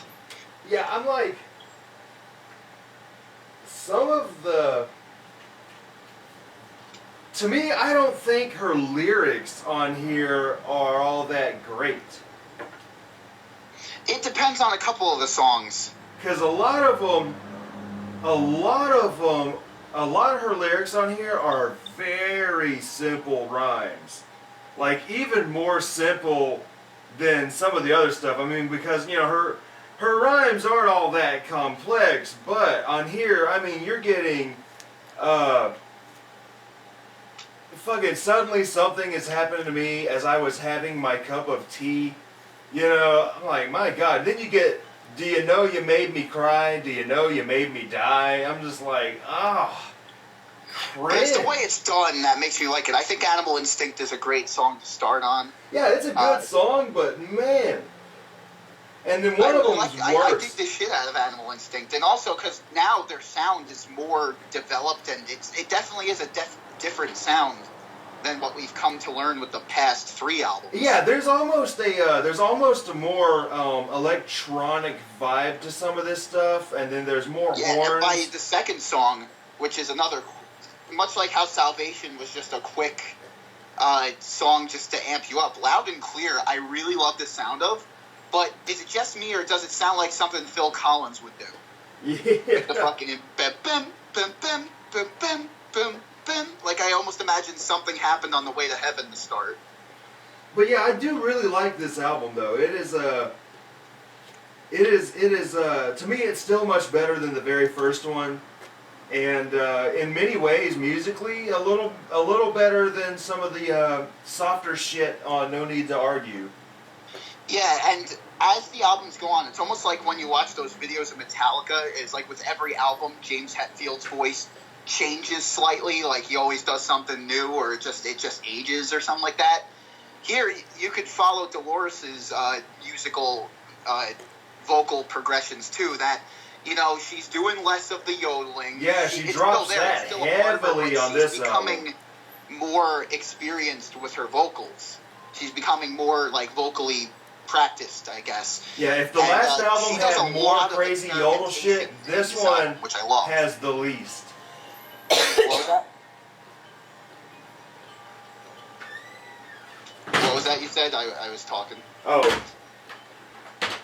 If To the Faithful Departed, she really went all out with the crazy yodel shit, this one, like, she just about drops it completely.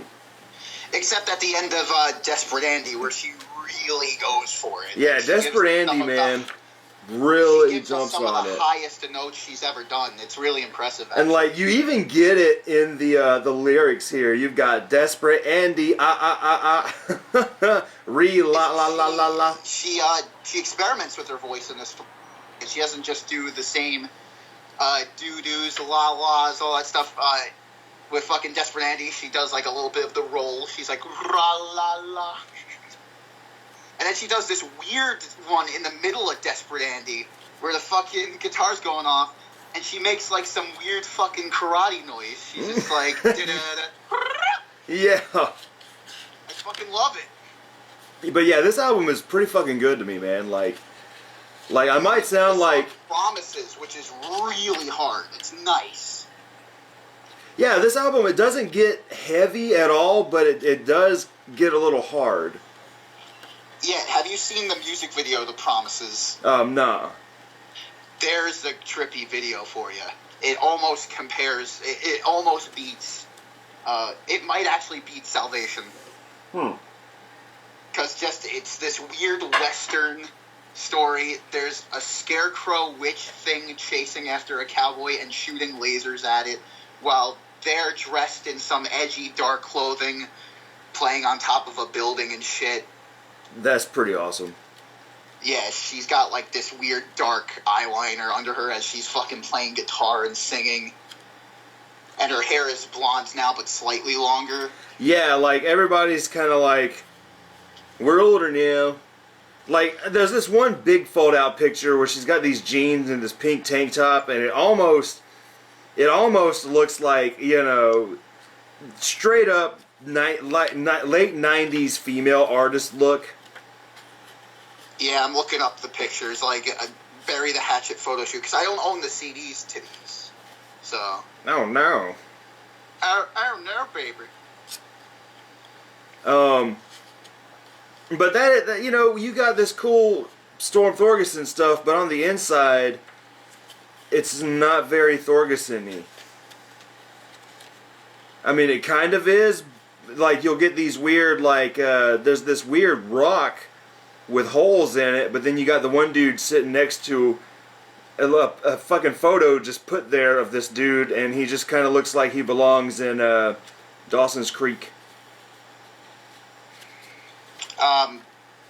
And what's it called? What am I thinking of now? Shit, my mind's a blank. Oh yeah, you know that famous picture of like all the girls who have the Pink Floyd paintings on the back? Yeah. There's another weird one.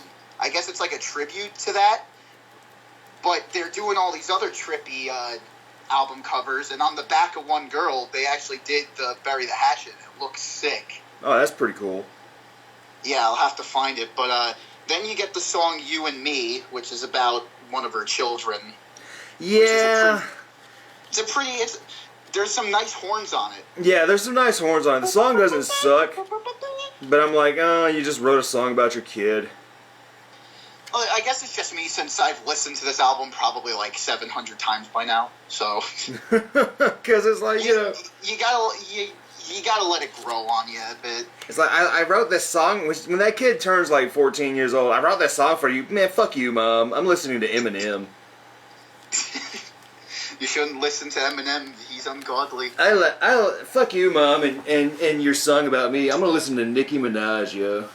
Jesus Christ.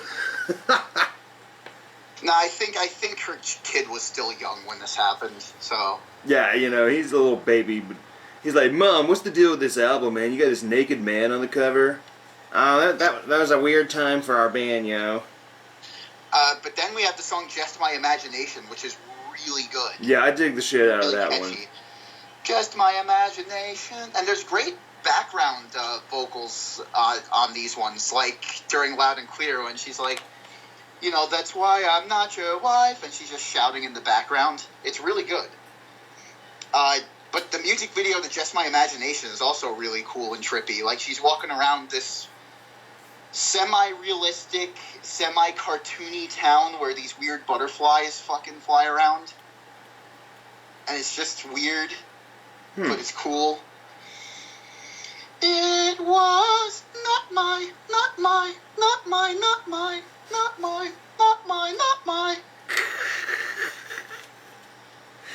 That shit's hilarious. It's funnier in the music video because she like tilts her head with every not my. And I don't know, it's almost like a fucking Pigs on the Wing progression, as I call it. With like part one, it's like, you don't care, but then by the end it's like, you do actually care. Yeah. At the beginning of the song it's like, it's just my imagination, but then at the end it's like, oh, it's not my imagination. It's really happening. Yeah, he really is a talking penis, baby. That guy's a freak. Looks like a talking penis. But then we get the song Shattered, which is a really good, sad song. But I will roast the lyrics on this one, where it's like, all the kids are going back to school, summer's over, it's the golden rule. I'm like, is it? Is it the golden rule? Yeah, like and now I'm coming out to play, so please don't stand in my way. I like that one. I like Don't Stand in My Way, but every time I hear that one, it's like, the summer's over, it's the golden rule. I'm like, you know, out of all the rules in the world, I think missing the first day of school isn't that bad. But then we get Desperate Andy, which is a really cool fucking, I like the tempo to the song, I like the fucking message behind it. I don't know, I just like the sound of it, once again. Yeah, Desperate Andy is cool. And again, she hits us with some of the best high notes she's ever done, so. To the point where it almost becomes obnoxious, but she doesn't care, once again. I love how I love artists who don't have, like, anyone to, like, please, if that makes any sense. Like, she's not trying to impress anybody. She's just doing what she feels is right, and I admire it.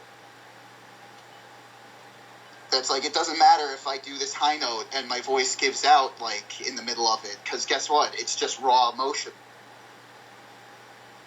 Desperate Andy, isn't it dandy? Have yourself another shandy, Andy. The world is your oyster now. So get out. I do like the progression where it's like go out and get high and get whatever you wanted, and then later it's go out and get laid. Yeah. I like how they don't just repeat it, they do other things. The world is your oyster now. You can do what you want to do. But then we get the song Saving Grace, which I don't really remember. Yeah. I don't really remember it because the next song is Copycat, and in terms of fucking Cranberry songs, this one is really out there for them, and I really dig it. Yeah. Because one, she's saying the shit that I'm thinking. Like, she said it the year I was born. Like, and then here I am many years later. I'm like, yeah, the radio still sucks. Yeah, she's talking shit about everything. Everybody wears the same clothes and plays the game. Plays the game. Copycat, copycat, copycat, copy yourself. I've got a great idea. I'll change things on my own. I see my vision very clear. Wouldn't want to be another clone. She could just say all this shit. She's a fucking poet, dude. She could just say this shit at an open mic night. Yeah. But I do like how they do this weird electronic sound as if they are becoming like those pop clones and shit. Yeah. That you have this weird robotic voice doing the background vocals with her. It's a really sick, quick song, but that's what I'm saying. Like, during my musical awakening, it's like if a lyric could relate to what I'm thinking, it's like I'm in. Yeah, true that. And then you have What's on My Mind, which is another one I don't really remember, but I remember it being a chill little acoustic beginning. Maybe I'll be quiet sometime, or maybe it'll be quiet sometime. I love you forever. And yay. We will be waiting in time. Ugh. Look, she loves her love songs. But then we have Delilah, and for somebody who seems to be so peaceful, she's really quick to get in a fight. Yeah, Delilah's pretty badass. Out, I'll rearrange your face. I'm like, shit, okay. Fuck. If you touch her man, she will fuck you up. He'll never be your lover. He'll never really be your lover. Out, Delilah. This is what I imagine, too. Honestly, she's actually being sort of reasonable here. Because let's say you come home, you're her, and you see this fucking chick hitting on your husband, and the only thing you have to say is, like, get out of my house. He's like, if you don't, I'll beat the shit out of you. But it's not like you're fucking blaming the husband or anything. It's like, no, it's just this bitch. There's no lyric about, why the fuck is my husband even fucking around with this woman? But then you know what's weird is, like, you go into Fee Fi Fo and it's like, whoa. Yeah, this song's dark, man. Yeah, Fee Fi Fo, she smells his body, and it makes her sick to her mind. He's got so much to answer for. To ruin a child's mind. How could you touch something so innocent and pure, obscure? See, this is where her lyricism really becomes great. Yeah. This song's just a big fucking fuck. This is why I'm saying the last thing wasn't child porn, because clearly, we got some strong opinions on pedophilia over here, and for good reason. Yeah, this song is like, God damn, he's sitting in her bedroom, and now what should she do? She's got so much insecurity. Insecurity on his impurity. It was a gathering gloom. How could you touch something so innocent and pure? Obscure. How could you get satisfaction from the body of a child? You're vile. Sick. Like, god damn. And then she gets like that really creepy high note where she's like, say yeah. I'm like, she's not fucking around. She's like pulling her hair out doing this shit.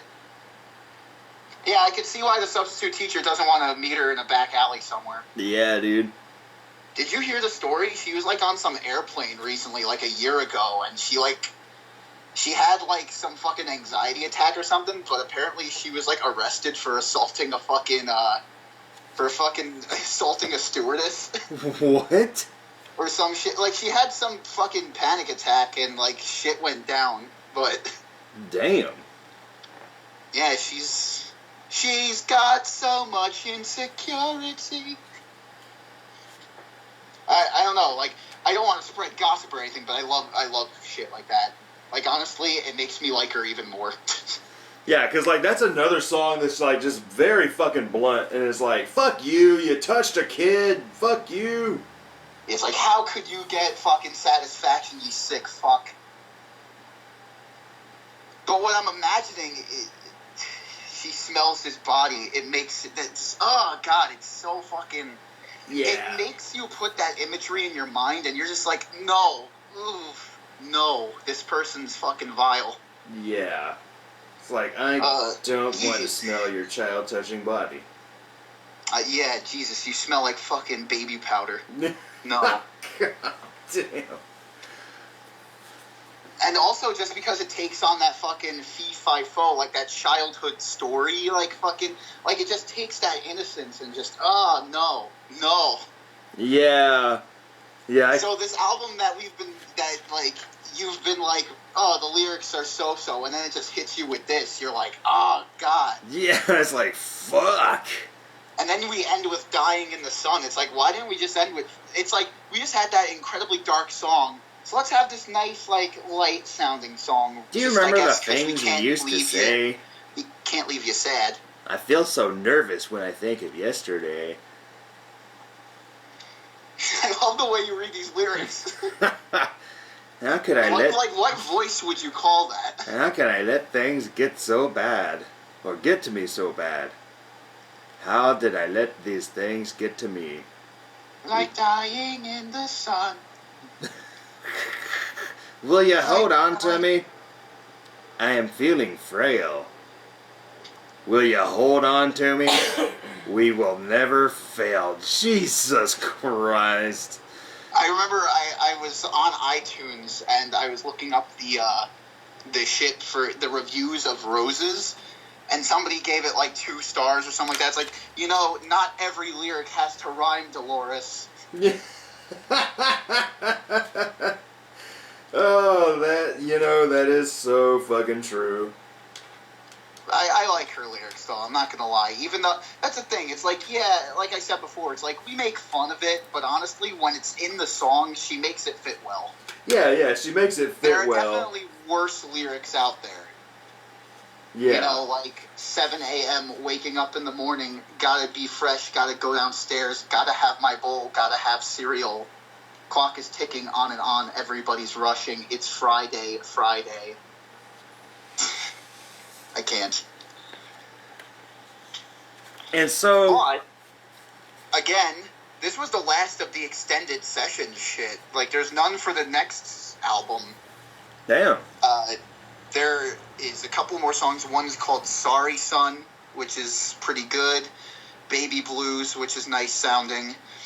The Sweetest Thing is... All these kind of sound the same, which I'm sure that's why they took it off, but they're more of a return to form from the last albums, that they're more acoustic, more... Then there's a song called Women Without Pride, which is nice. Such a Shame is really nice. And then the final song is another grim one called Paparazzi on Mopeds, where it's about, like, celebrities and their fame, like, becoming their deaths, pretty much. Yeah. And how people just report on the deaths of celebrities and shit just for the publicity. True that. But... I want that job. And then... 2002 comes along. No, Yeah. 2001. October 22nd, 2001. We get Wake Up and Smell the Coffee, which... A Cranberries Odyssey. Yeah. Which at first, I wasn't really a big fan of this album. Like, I didn't hate it, but, like, it definitely was sort of... I think it is still sort of... Well, no, it's not my least favorite Cranberries album. We'll get to that. But, at first, I wasn't really a huge fan of it, but it's grown on me. I actually... Because it starts out with Never Grow Old, which is a really nice little song. Then we have Analyze, which is great. Time is Ticking Out is a really cool song. This Is the Day is really epic. Yeah, like, when I first put this one in, when it came in a couple weeks ago, Never Grow Old, the lyrics just annoyed me. I have a dream. I had a dream, strange it might seem. It was a perfect day. Perfect day. Open my eyes, I realize. Like, really, goddammit? Really? Really? Ah. Look, she's such a flower child. And birds in the sky, they look so high. Jesus. And I feel the breeze, I feel at ease. Oh, man. See, I can't hate it. I'm just like, it's adorable. I'm like, oh my god. Like, the song is fun, but... It's like when Roger Waters gets really sad and does all these lyrics, I'm like, oh, Roger, I just want to hug you. Same thing here. It's like when she gets all, like, fucking cutesy and shit, I'm like, oh, you just need a big hug, don't you? I'm just like, my god, how long have you been doing this, and those are the best words you could write down? Look, rhyming is hard, okay? Apparently. Look, I feel at ease. Stop making me uneased. I'm just like, oh, I hate to say it, but Dr. Seuss had better rhymes than this. I love Dr. Seuss. Hey, me too, man. And then, if all else fails, resort to religion. Yeah, dude. We will pray. We will stay wide open. But, like, is this another song about her kid? What, Analyze or Never Grow Old? Never Grow Old. It's like, I want you to stay a baby, so, like, don't fucking grow. I'm sure it's a song about her kids. Yeah, it's like, no, you want them to grow because, you know, you're going to be changing fucking diapers, you know, for eternity if they don't. Yeah. You're going to be changing diapers instead of changing hairstyles. You choose. Well, yeah, she's got another weird hairstyle on this one. Is it short and black this time around, or? Yeah, it's like, it's not short and black like more it like has brownish. been, but it's, I don't know, man. I don't know. It's just a nice Rubik's Cube of hairstyles. I love it. I don't know what she's going for in this album. Like... Time is Ticking Out is really, I like the chill sound compared to the more serious lyrics. That's like, what about Chernobyl? What about radiation? We don't know. Yeah, dude, and it's like, wow, this is 2001, man. You're talking about Chernobyl? Hells yeah. I wonder if our politicians care. I'm like, ooh, hit them with it, Dolores. Hit them with it. Yeah, throw in the politicians. Like, that's a really Tell good us how fucking you song. really feel. That is a good fucking song. Yeah, and it's like, it almost, like, turns into, like, a fucking cattle decapitation lyric, where it's like, what about our children then? Look what we have left for them, or something like that. And it's weird. Even though this was years before the Anthropocene extinction, I just kept thinking, like, how can you look me in the eye? Because it's like, dude, she, this is a good month and a half after 9/11 happened. Jesus Christ, their release dates with tragedy is just... Yeah, dude. And so you got this song about politicians not giving a shit and Chernobyl and... You know she... I guess fucking, she couldn't do the thing she did with Kurt Cobain, where all of a sudden, what about 9/11? Yeah, it's like she did, it's like, you know, you almost think that... place right now is maybe not the good time. Because the album was probably finished by then, and so it's like, fuck, I need to get in the studio and write about this.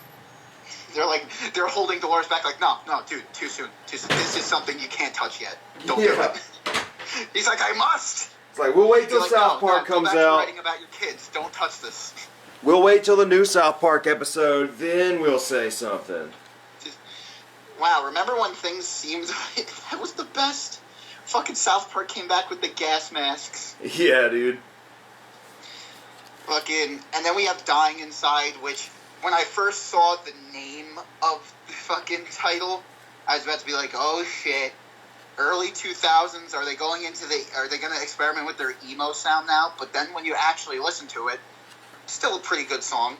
Not anything special, but still pretty good. Yeah. Then you got This Is the Day, which, like I said, is very epic when you get into the, Fate will save you, fate will save you. It almost sounds like a superhero soundtrack or something like that. Like, it's early 2000s, so they would use probably this shit in a superhero movie soundtrack. And, like, so you get to wake up and smell the coffee. Oh, well, you got the concept Well, then there's first. the concept, which I just like the title, because I'm like, oh, the concept album. It's the concept. Come here, me lover. Something on your mind? Listen to no other. They could be unkind.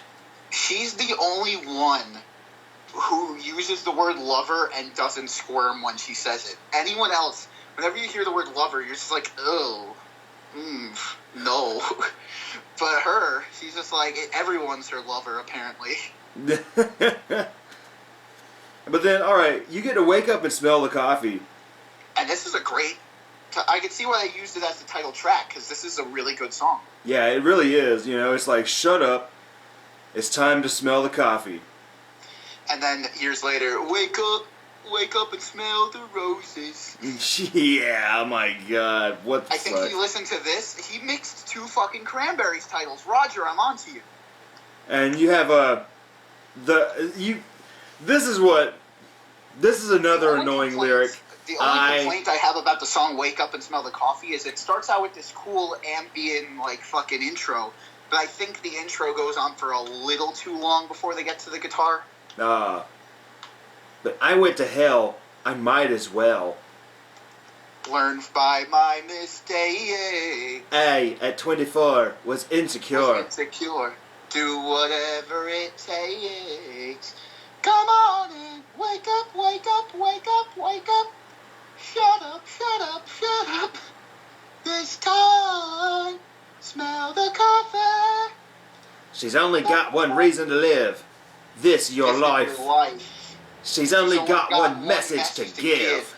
Give it tonight. She's so gorgeous. I'd do anything. Which song? It's like sing along with fucking speaker brains. Which fucking song, man? Is it on here? God damn it. Fuck, is it on this one or is it on the last one? What's the lyric?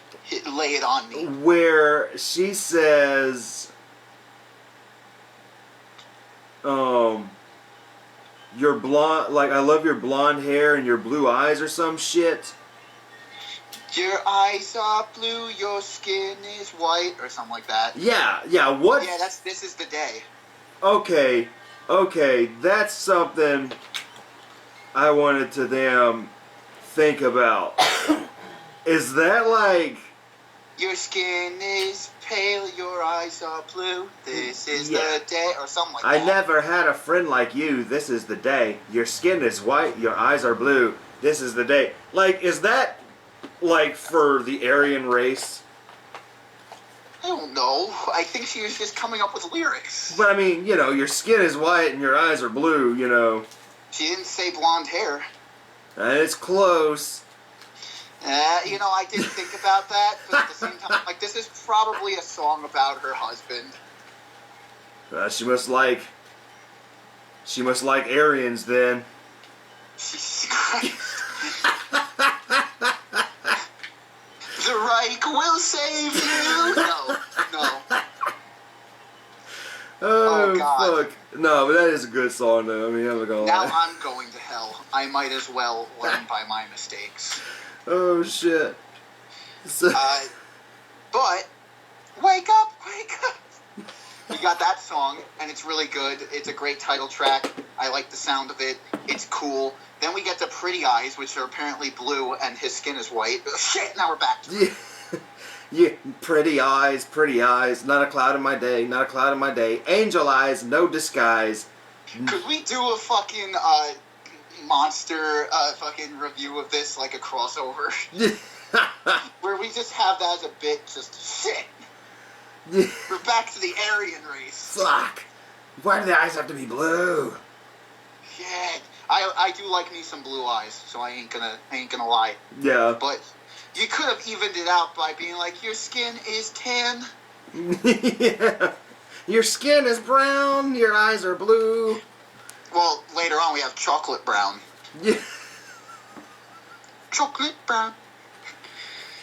It's one of those songs where it would be like when you did your Final Cut voice, like, this one's called Southampton Dog. It's like, this one's called Chocolate Brown. This song is called Chocolate Brown.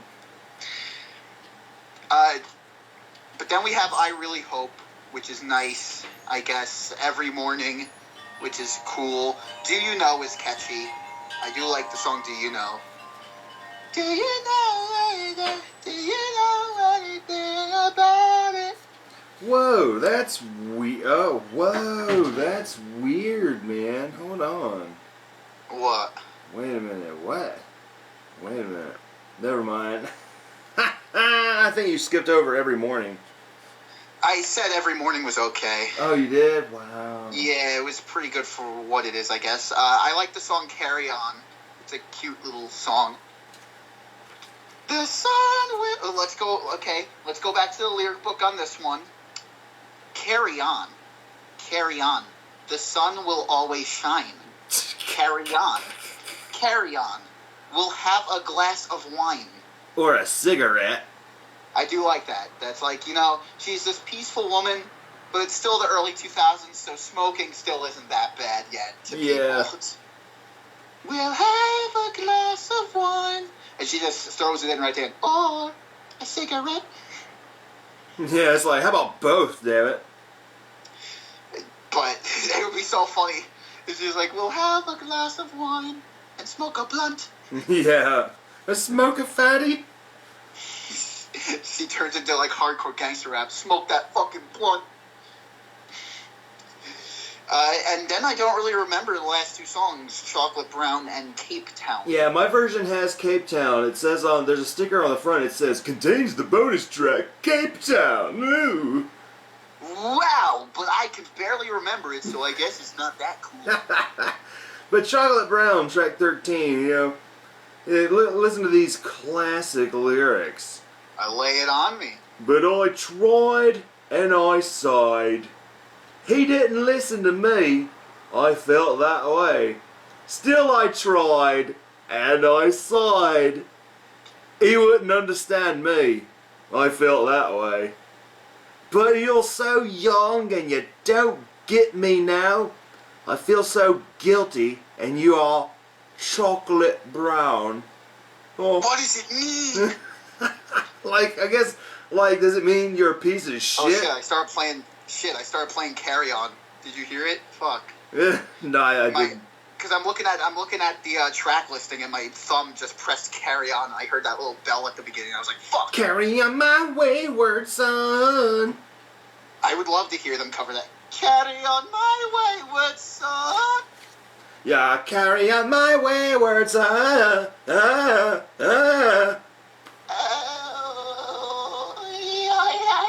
Okay. Anyway. And then she would just do doo-doos for the... She would go... Do-do-do-do, do-do-do-do, do-do-do-do-do, do-do-do-do-do-do. So let's look at this. Is this another Storm Thorgerson cover? That's the weird thing. I could not find any information if Thorgerson did it, but it is or very... Or if it's trying to compete with Thorgerson. Yeah, it is. If it's not Thorgerson, it is very much inspired by Thorgerson, because that's what I was saying. This one has a very momentary lapse of reason vibe to it, because you've got a beach. It's a bunch of red balls. Yeah, you've got a beach, and then a man on a bed on this beach, and just thousands of red balls just bouncing everywhere, fucking everywhere. And when you look It at reminds me of the music video to fucking High Hopes. Like, weren't there a bunch of red balls in that one? that I do not remember, but it or is something like that. it is very fucking Storm Thorgerson-esque. Yeah, dude, and but I don't know what it's supposed to be. I always think they're like bubbles or some shit. Like, I I'm always like, thought they were balloons. I'm like, is it supposed to be like soda, like carbonation? Is it supposed to be like when you pour coffee and the bubbles? I don't know. What does this have to do with the caffeinated beverage we know as coffee? It's probably one of those things, like, you know... Ask me what it means! Yeah. Ask me what it means, and I'll tell you about it for 4 hours. This is our cover by a man named Chocolate Brown. My name is Chocolate Brown. That's like Willy Wonka. That was the name Willy Wonka went with at first, and no one took him seriously, so he's like, okay, Willy Wonka then. Alright, I'll change it. No, I'm not... Like, he's like, I'll just go with my birth name, I guess. I'm not like, sending my kids to Chocolate Brown's house. But then, a year later, 2002, there was a best of Cranberries from 1992 to 2000, and it's a cover of them on the road. It's called Stars, the best of 1992 to 2002. And it's them on a road. Dolores now has slightly longer black hair. She's looking down and sulking. One of them's crouched down the road. One of them's looking like off in the distance. But there's two previously unreleased songs. Oh, those I haven't heard. One's called New New York, and the other is called Stars. And wow. A lot of people, like, I've heard more people talk about Stars. I mean, it is the name of the album, Stars. Is New New York a Futurama song? What? Is New New York a Futurama song? Alright, yeah, come on. I don't think so. I mean, isn't that what they called New York in Futurama? Alright. I don't remember. It was New New York? But I actually really like the song New New York, but look up the lyrics to it, and I want you to read them. Alright. We got Googling. some great rhyming. Fantastic. I just love her rhymes, yo. New New York Cranberries. You ever see that picture I put on Facebook where I was at a family member's house and they had a bucket full of dark chocolate cranberries, and I took a picture of it. I'm like, if the cranberries started rapping, they would be the dark chocolate cranberries. I'm looking at these lyrics. I love this. No, no, no, ah, ah, ah, ah, ah. No, no, no, ah, ah, ah. And then you got New New York skyline, wounds they heal in time. Don't crawl and don't disappear. It's a new New York today. I look across these city streets, and me heart is numb. It still beats. Nothing to say. There's nothing to say.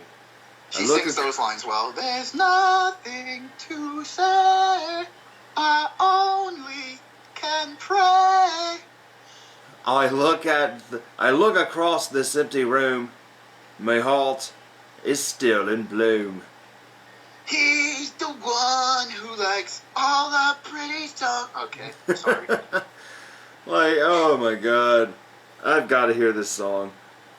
It's a good sounding song. It has a good opening riff. I do like how simple her lyrics are, but sometimes, like, I'm just like, oh my god. They're fun to roast, I'm not gonna lie, but I love her voice, and also the music helps it, so. Yeah, I mean, if it was a very shitty band and they were doing rhymes like this, I would just be ripping all over it, but yeah. So I don't know if you'd be a fan of her solo work then, because it's another band with her. But yeah, I wonder lyrics. what her solo stuff sounds, because I did like the stuff from that Dark project that I heard. Yeah, but even then you could still sort of roast the lyrics a bit. Some of it. But Yeah, but after that, there was a huge gap of no Cranberries. Yeah, good. What? They broke up. 11 years? I'd say so, yeah. Because then 2012 they came back. But in that gap, because people asked Dolores, like, why did the Cranberries break up? And it's like, we're here, like, making fun of the lyrics and stuff like that, but she came out and said, it's like, well, because we ended up writing the same songs over and over again. So it's like we needed a little break to, like, refuel some of that shit. Yeah, and also, not to mention, she's been touring now with 2 children. And her eldest, like, now got to that age where it's like, all right, now we need to start putting him through school. So you can't tour much anymore. Yeah. So you got to put these 2 kids through school before you can do anything else. But in that gap, she put out 2 solo records. The first one came out in 2007, and it's called Are You Listening? And she did that sort of as a joke. So when people go like, she goes up to her husband, and she's like, I got the idea for the new album title. Are you listening? He's like, yeah. He's like, no, it's called Are You Listening? It's like, no, I am listening. It's like, no, it's called Are You Listening? But that album is actually really good because there's a lot of songs that take on almost a symphonic metal sound. Huh. Now, it's actually really well done. I would actually have to hear some of that. Yeah, and there are songs that, like, In the Garden, there's a song called In the Garden that almost takes on, like, a fucking Nightwish sound. Wow. Not as hard as Nightwish, but, like, she's got, like, fucking background choirs and shit. So it gets pretty epic, huh? Yeah, but of course there's more songs about her fucking children. I bet Apple of My Eye is one of them. Apple of My Eye is a great song. But, fucking, the first song on the album and the big hit of it was fucking Ordinary Day? Ordinary Day, which is a song about her daughter. Which I think she had another kid in that break. It's like, if the kids were the problem the whole time, why are you still having more? Oh, shit. Like, she loves them. I love that shit. You need to see the interview, In the Mind of Dolores O'Riordan, where she tells this story about, like, I always have this conversation with my husband that's like, if we were on a ship and it sank, who would you grab first, me or the kids? It's like, of course the kids. Are you nuts? It's like, wow, you just let your husband sink. Fuck him. Yeah, you can make more kids. Which is funny, because I think she's divorced now, so that's fucking funny. Oh, shit. In retrospect, it's like, she probably thinks about that now. She's like, I would have let that fucker drown. Anyway, then she did a second album in 2010 called No Baggage. And, here's the thing. The last album, her hairstyle was actually pretty normal. It was just long and brown, you know? But now, she's gone back to the short blonde look. Yeah. But now it's... And they make fun of this in fucking interviews, too, around that time. Like 2008, 2010, whenever this album came out. It's short and blonde, but also slicked back to look like it's windblown. Oh, my God. So it looks like she's been in, like, a 1930s, like, World War I aviator plane with no helmet. And her hair is just blown back. And we have this album cover of her sitting in the middle of an icy lake with this hair just on full display. Yeah, it's a pretty, like, I'm looking at the album cover now, and it's like, oh, what's going on here? It's pretty cool, but I actually think I like... This is classified as pop. My phone is telling me. But part of me likes this fucking album better than her first one, because, again, she does more experimental music. It's much more chill. There's some good guitar stuff. She redoes Apple of My Eye with a bigger budget. That's not just... It doesn't have the hardness of the last one. Like, there's no symphonic sounding shit. But it's still a pretty good album nonetheless. I do find myself listening to songs like Throw Your Arms Around Me a lot. And songs like Skeleton and The Journey. And there's, couple of love songs, But then there's a song called where, once again, she has such pleasant sounding songs. And this song sounds like it's going to be the same. But it's such a happy sounding song with the darkest lyrics. That she's like, alcohol and cocaine, I think it's driving you insane. Be careful what you're wishing for. And there's a big happy chorus, but the lyrics are, you might scream, you might shout, trying to succeed out, sinking low. And I'm like, this is not a happy song. Why does it sound so happy? I love that contrast, though. Like, she makes it work. God damn, you mad genius. But then, it was announced, 2012, or maybe like late 2011, that, oh shit, they're gonna do a reunion. And then we got Roses in 2012, and I think this album was a good return to form. Yeah, it's I listened to it once today, and I ordered it last week, but it still hasn't come in the mail.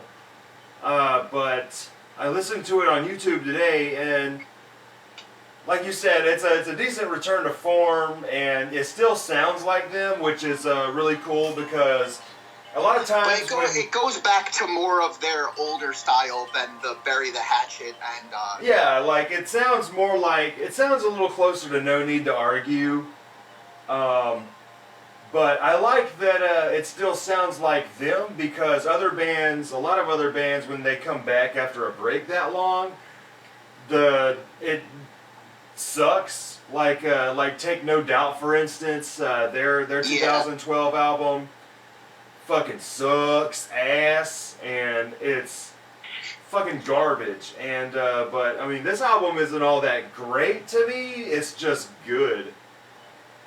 I think I like it a little more than Wake Up and Smell the Coffee. It's a little hazy for me, but I do really like it. It starts off with the song Conduct, which I really love, because it's just a cool little song that starts us all off. It's like, alright, so here's the sound they're going for this time around. But then we have Tomorrow, which was like, I think, the single they released for this album, and I'm assuming you haven't seen the music video for it. No. But it's like a big throwback to like their older shit. That's like, we have this really weird video where Dolores is like wrapped up in chains and she's slowly being spun out of the chains. So she's just sitting there singing and spinning. But in the background, they're showing shit like from the music video to Zombie and stuff. Damn. So this is what started giving me the impression that this might have been their last album, because it's like, okay, so they're referencing the last like their past. So it's like, this must be their goodbye or something like that. But nope. So. And then I think one of the more standout tracks to me was Schizophrenic Playboy. Yeah, Schizophrenic Playboy is pretty rad. I was going to get to that one because that's probably my favorite song on the album. Fire and Soul is okay. It's got a nice chill sound. Yeah. To lose yourself, to lose control. I don't know, pull up these lyrics again. Let's see what rhymes we got this time. Let's see if her rhyme game is still good. I think she can compete with the greats, like Dre. Yeah, man. Snoop Dogg ain't got shit on We Will Pray, We Will Stay Wide Open.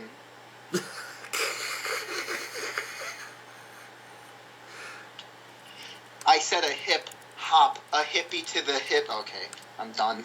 How many times have I done that now where I just start and I'm just like, I'm done. Like, let's look at the lyrics for Schizophrenic Playboy. She meticulously combs her hair. Her hair. her hair. Applies her mascara with the greatest care. With care. The utmost care. See, I can't get mad at these lyrics because, like, this is the kind of shit I write in poetry class. For some reason, it always comes down to a woman in stockings. I don't know. Don't ask. The guys discover that you're already scared. You care, they care, the others care. She puts some lipstick. That is scarlet red. She's already fairly off her head. Fishnet stockings. And a bottle of wine. She's mine. Girls, you better watch out. Schizophrenic playboys. Scaring of your bed toys. Scaring of your bed toys? Scaring of your... I am a pretty shitty reader. This is getting a little sexual. Yeah, like, isn't that song, I read it earlier. It's a rock song dealing about the risks of sexual encounters. Noel Hogan described the studio mix as very James Bond. That's what I was about to say. It does sound like something out of James Bond. Yeah, it has a very... Are you calling James Bond a rapist? He might as well be. I mean, he is, but that's what I love about James Bond is that this is what I don't think anyone's realized this about James Bond, or if they have, they haven't been vocal about it. But I think why the character works so well is because he is a fucking asshole. He is a womanizing douchebag, but like, I think he puts that on as a facade. I think James Bond is a really insecure person. He very well could be. Because, I mean, his wife dies in, like, fucking, on Her Majesty's Secret Service, and what does he do? He goes on and bangs other chicks anyway, but still comes back to her grave and shit. Yeah. It's like, really? He's a womanizing bastard. But his personality is so lovable, that's like, you dick. But yeah, the guitar has a very spy rock sound to it.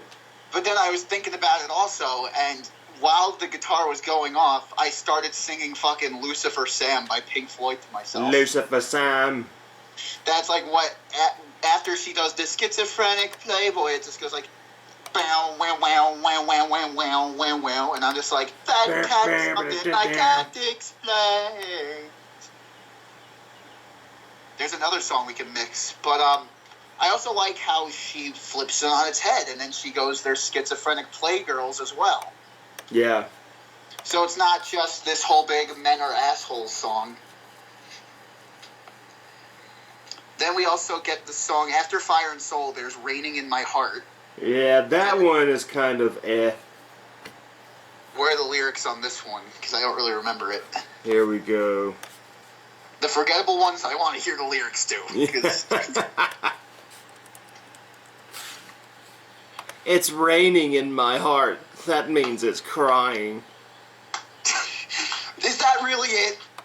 No. I've seen it all. I've seen it all today. I cried a tear. I tried to turn away. But it's raining. What hurts the most? But it's raining so in my heart close. every time we are apart. And the sun won't shine today, so I have to walk away. If I could fly, you know that I'd try. Oh, God. So I'm asleep, the place where I will go. You cannot come, I guess you'll never know. Is that spelled come, C-O-M-E, or C-U-M? C-O-M-E.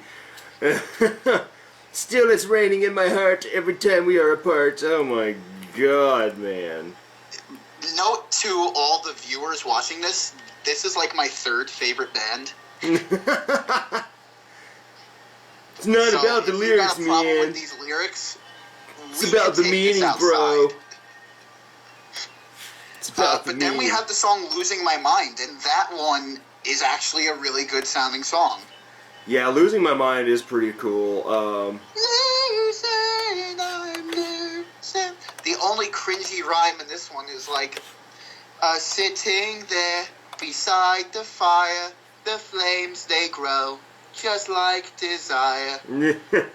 You cut me deep like broken glass. I wonder when this time will pass. See, I'm cool with a lyric like that, but the last one. And also the guitar sounds really cool. The bow, bow, bow, bow. It's just a cool sound. And then we got Schizophrenic Playboy, which we talked about.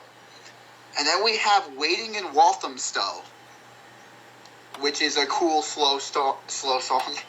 But once again, what was the rhyme in this one? It's the first lyric. Oh, let's find out here. Something about her head when she awakes in her bed.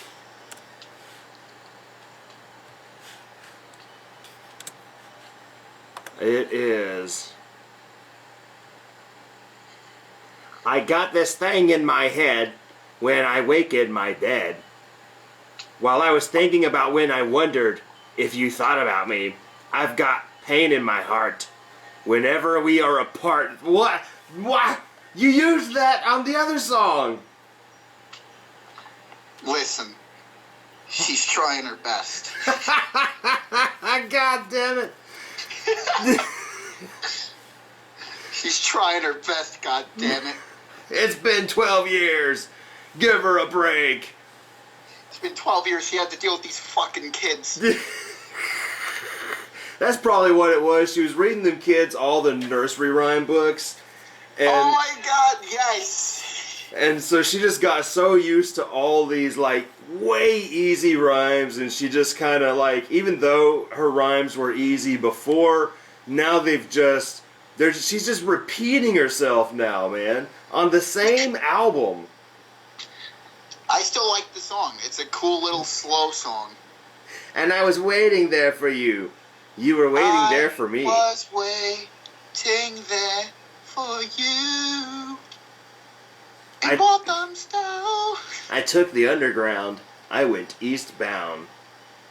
Okay, that's a good fucking rhyme. Yeah, that's not bad at all. At least it's not like... It's better than saying, I took the subway, I went there that day. And then there was a cat in the hat, who stepped on the mat. My best friend's name is Pat. I saw a rat who was eaten by a cat. And then I sat at a bat. And then he went splat. And then you got Show Me. I don't really remember this one. Show Me, I actually remember being fairly bored with it. I'm going to look at these lyrics here. I'm having a lot of fun kind of just making fun of her shit here. Dolores, if you ever watch this, I apologize. I love your work. Don't. Show me the end of the night. Show me to the end of the day. Show me to the end of tomorrow. Show me to the path I should take. Show me to the choice I should make. Show me direction. That's Show basically me your erection. Yeah, that's basically like her asking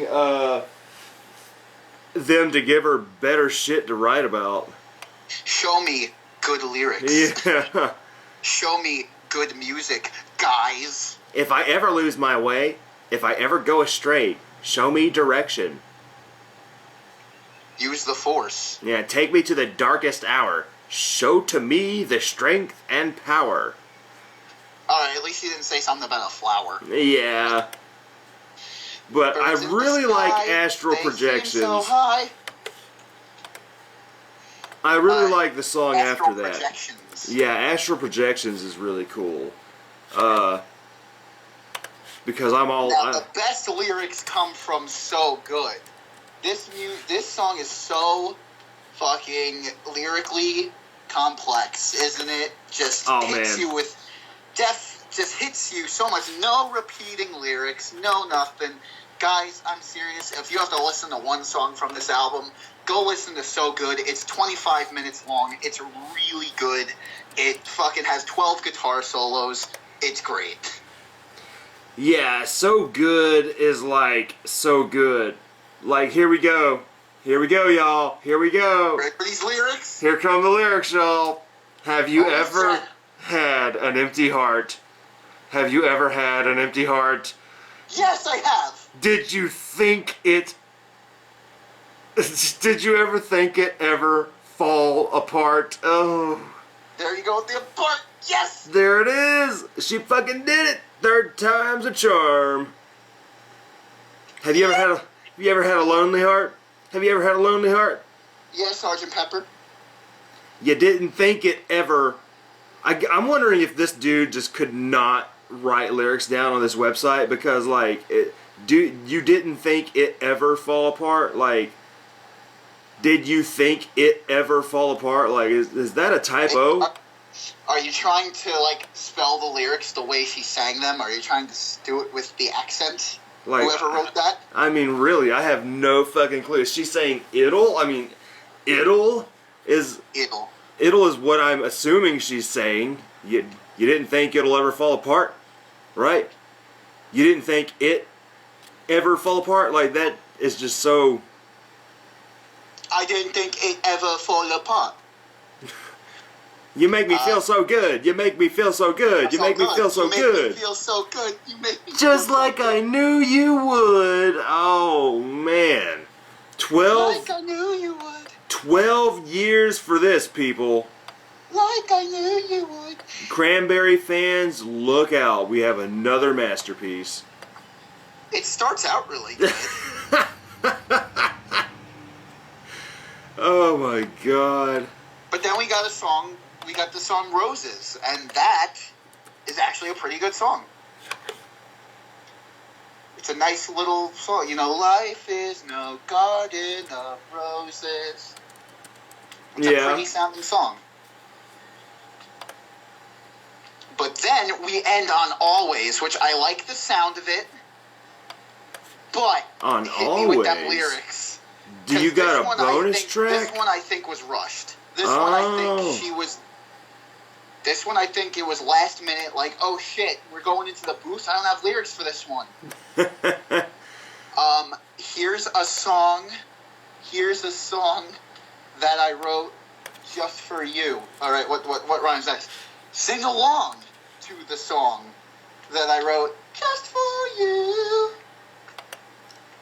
Yeah, here is the song that I just wrote for you. Sing along to the song. Always, always, always be the sunlight shining. Alright, I think the chorus is epic, but honestly, this song is probably good live. It probably is. It's probably like a crowd, I don't want to say crowd pandering, but a very crowd-friendly song where it's like, sing along to the song that I wrote just for you. You're so fine and you're mine. Like I knew you would. Okay.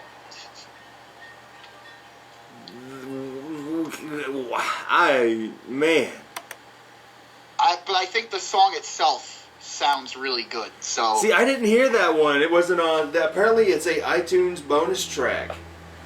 Oh, well, I got it. You hitting us with those extra nuggets, as Tenacious D would call them. Yeah, it says extra iTunes nuggets. in Ireland and UK extended version. There's Dreams Always in Perfect World. Well, I never heard Perfect World. It says deluxe edition only.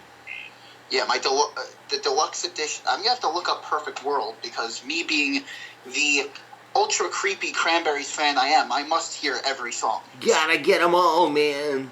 Pokemon, gotta catch 'em all. So, So after that, you know, I thought this was their last album. I thought, all right, you know, that's why I didn't really complain about the lyrics or anything, because I'm like, this is a good throwback and a decent send-off. So, we get another fairly, like, not too long of a break. You know, they come back and do some tours in, like, bumfuck Europe every once in a while. They were on tour, like, last year, and they had this picture, and this is officially Dolores' weirdest hair. Look it up somewhere. She had this huge fro. not lying. She put on this huge afro.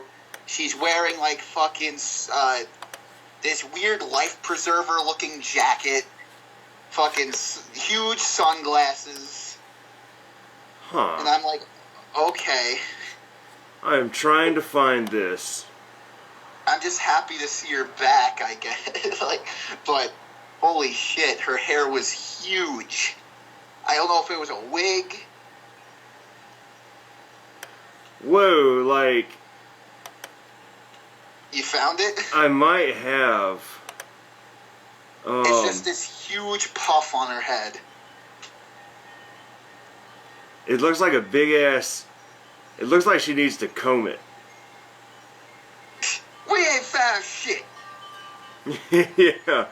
Like, it looks like she just jumped out of bed, like... Damn it, I lost the picture. Where the fuck did it go? Fucking Google. Yeah, here it is. I don't know, like, she's got these sunglasses on, and... I don't know, it's very poofed out. Like, very fucking poofed out. Very poofed out. But then, they did another tour this year where they did a very similar picture together, but this time she had, like, her hair in pigtails, and it looked a little better.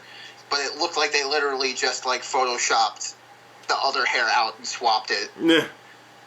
But, then she goes off and does this side project with, Andy Rourke from the Smiths and this guy called Ole Koretsky, and they do D-A-R-K, or Dark, which I need to finish my review of. But usually I try to stick the music reviewing to Travis, because he's done it longer than I have.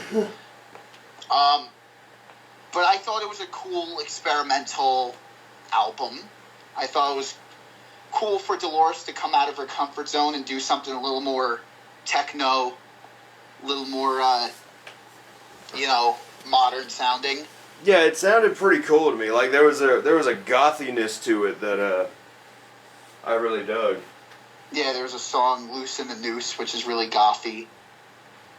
You're gonna get that when you fuck with fashion, by far. When you fuck with old buddy from the Smiths, you know. Yeah, that's the one thing. I'm not a huge Smiths fan. I think that's obvious. I've roasted them a number of times, but the bass on their songs are fucking sick. And I think Andy Rourke does some great bass work on this album. Originally, it was just fucking Rourke and Koretsky, and they were a band called Jet Lag. And then I think they invited Dolores to join them.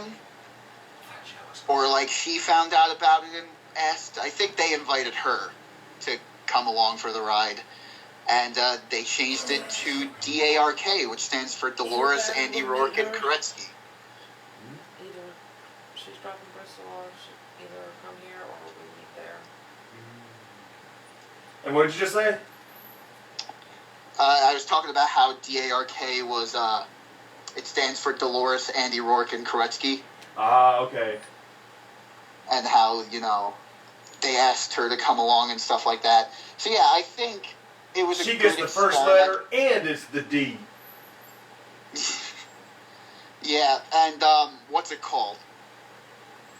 I don't know if they're going to do any more albums together. I'd be happy if they did. I'd like to see where this band goes. Yeah, it might just have been like a cool one-off thing, you know? Yeah, but I'm hoping they do some more stuff, because if they continue to, like, experiment... And I think the lyrics on the album are a little better than what we've seen. It's definitely Dolores writing the lyrics.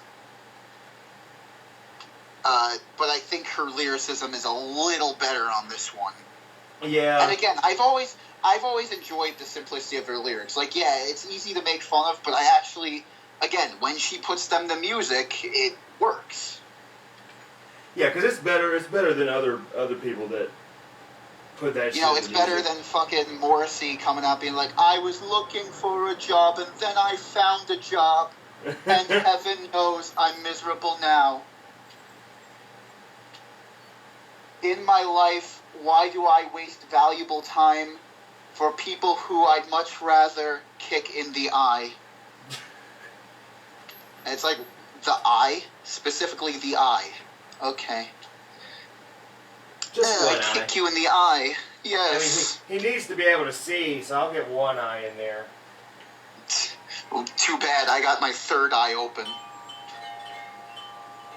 Oh my god. Have you seen the first part of my DARK review where I just do the fucking Maynard James Keenan on stage talking about Morrissey? Yeah, dude, that was fucking hilarious. Like, you went on about the Smiths for a minute there. Yeah, for a really long time, and then the comment was like, I gave up after 15 minutes of bullshit. I'm like, I get it. Look, I got carried away. Because I want to introduce the two bands first before I really got into the music. But I gotta get a third part of that out. It's been a year. But yeah, now, this new album by the Cranberries just comes completely out of nowhere. Yeah, totally out of nowhere. It's just something else, and I hear this single, and I'm thinking it's gonna be all new shit. Yeah, sadly, it's technically not a new album. It's just a better greatest hits. Yeah, they did come back and they did fucking acoustic versions, and some of them, like I think the new Linger, dare I say, is a little better than the original. Just a little bit sounding, because again, we've seen now Dolores' voice change so much, and now she's at pretty much her most mature sounding vocals. Yeah, like, I actually have not heard this one yet. So I really won't have much to say about it. Well, I'll tell you this, that there's 3 new songs. Oh, there's 3? I thought there were only going to be like 2. There's The Glory, Rupture, and Why. And The Glory is not that good, I'll be honest. The Glory kind of sucks because she straight up takes lyrics that she just did in DARK's Science Agrees from High Fashion and does it again. There's lyrics in High Fashion where she says, "You could come over, you could come over." And then in The Glory, what does she do again? "You could come over, you could come over." And I'm just like, you just did that.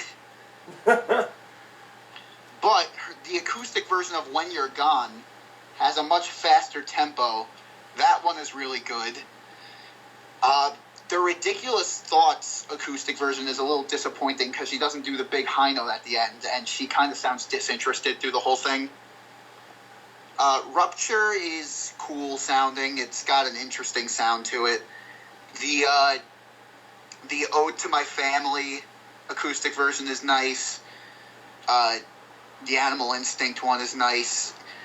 Pretty much, if you're going to get any song off this album, just listen to Why. Because Why is actually a really great song. Her lyrics on it are really good this time around. Google the lyrics to Why. These are actually really good. Alright, hold on 1 second. Okay. But yeah, people, we are at the final stretch, and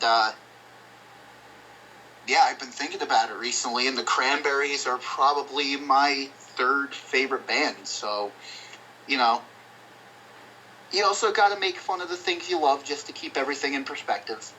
But I am indeed a super fan. And now I will sit here in awkward silence. And you said Google the lyrics for Why? Yeah, Why by the Cranberries. Her lyrics on this one are actually really good. Yeah, I just had to piss real bad. Usually I just wait it out. I tried, man. I tried. But I just could not handle it anymore, man. But I could totally hear you, man, because the bathroom's right next door to the living room. So, I mean... So you heard me hold it down.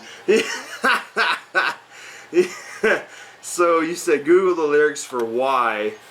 Why by the Cranberries. This time, it's not like there was something in my head when I awoke in my bed. It's actually, really good. Now, I gotta look. The album's called Something Else. They're back on the couch. And the funny thing is, there isn't something else. Oh, well, okay. Wow, there's an acoustic version of Zombie. Yes. Is that good? It's okay. Yeah, I mean the big driving thing behind Zombie is the heaviness. The hardness. And Free to Decide. Wow, okay. Yeah, but the When You're Gone is really good. Dreams was good. Animal Instinct does well on acoustic. So we have somewhere in between here and heaven, somewhere in between where and why, someone... That's a pretty good lyric so far. We're getting pretty proggy now. Somewhere in another dimension, I can hear you asking me why. Tell me, can you hear me? I'm calling. Tell me, can you hear me? Don't cry. Tell me that you're not feeling lonely. Somewhere in between here and why. So it's actually, and the sound is very, it's a very ambient. They call it an acoustic version, but it sounds more like one of their actual, like, songs this time around. And it's the final song on the album, and it's like, why couldn't they just work on more songs like this? Because this song actually is capable enough to bring tears to a listener's eye. And I hope there's a good music video for this coming, because I've been thinking about it. It's like, there could be a really great music video, kind of like the Tomorrow music video with throwbacks to their older videos, but... Yeah, I'm always... Whenever a band does something like this, I always feel... In a way, I'm happy that they're giving me something new, but then at the same time, I feel fucking cheated. Because it's like, alright, because Blues Traveler kind of did the same thing. Blues Traveler did an album called Cover Yourself, where they just did fucking new versions of their classics. And it's like, you know... That's kind of funny, though, Cover Yourself. Yeah, I do like the title of the album, but it's like, you know, okay, at least you gave us 3 new songs. I wanted to do a cover album called Cover to Cover. And then I would do a sequel and call it Cover to Cover. Hell yeah. But it's like, here's the thing. You gave us 3 new songs, and 2 of them aren't really that great. And for the rest of the studio time, you just grabbed your acoustics and just jammed on shit you've been jamming on for the past almost 30 years. And so it's kind of like... I guess it was like a means to comparison. That's like, look how far we've come. Because even on the album, they're redoing the No Need to Argue pose specifically. That they're all in the same spot. Yeah. Doors is doing the same whimsical look at the bird. Yeah. That is true. And, I mean, I do like that. You know, it's like, boom, this is us then, this is us now. And the background is beautifully ugly and decayed. Yeah, like, it's like everything here. Now, it would have been greater if the couch was, like, ripped up and... Yeah, the question is that the same couch? It does not look like the same couch. You're lying to us, Cranberries. You're liars. What did you do to the couch, goddammit? The couch was the means to your talent, but we were like, we don't need him anymore. So they stabbed him and buried him. Yeah, and they got a new couch. Who's this fucker you're calling the couch? It's not... Alex Jones says the couch was cloned. But I mean, like, you know, it's like, that's the thing with me too, especially when I'm buying albums. I don't buy greatest hits albums unless it'll have a couple new songs or unreleased songs. I'll buy them then. But at the same time, I'm like, God damn, man, you're making me buy a full album just for like 3 or 4 songs. But this, I can get behind buying this because they are different versions of classic songs, but it's going to be one that... She sings them a little different. She does a good, once again, she does good harmonies with herself. That's like they have her main singing track, and then she recorded herself singing the background vocals, and they harmonize really well. It's got a much more raw sound this time around because it is acoustic, so... It almost is going back to their original sound once again. But now my question is this the end for the Cranberries? Like, is this them just giving us a throwback album and then they're going to be done? Or is this them like pretty much invigorating themselves to do some new shit? Like, is this like, if you will, a reboot? Yeah, I would hope it's not the end, because this is on the same lines of a cover album being your last album, and that to me is always some weak shit. If you know, it's always sad when the band's final album is a cover album, like Rage Against the Machine for a long time, Guns N' Roses, and you know, it's kind of like even a Perfect Circle, their last album. You know, they're coming out with a new one this year, but their last fucking album, goddamn cover album. Of course, a Perfect Circle is coming out with a new Yeah, we'll album. get a Perfect Circle. It's been so many years since a Perfect Circle, but it's been so many years since Tool, but we'll get Circle first. Fucking assholes. But also, why is such an emotional song that's like, this could very well be the end?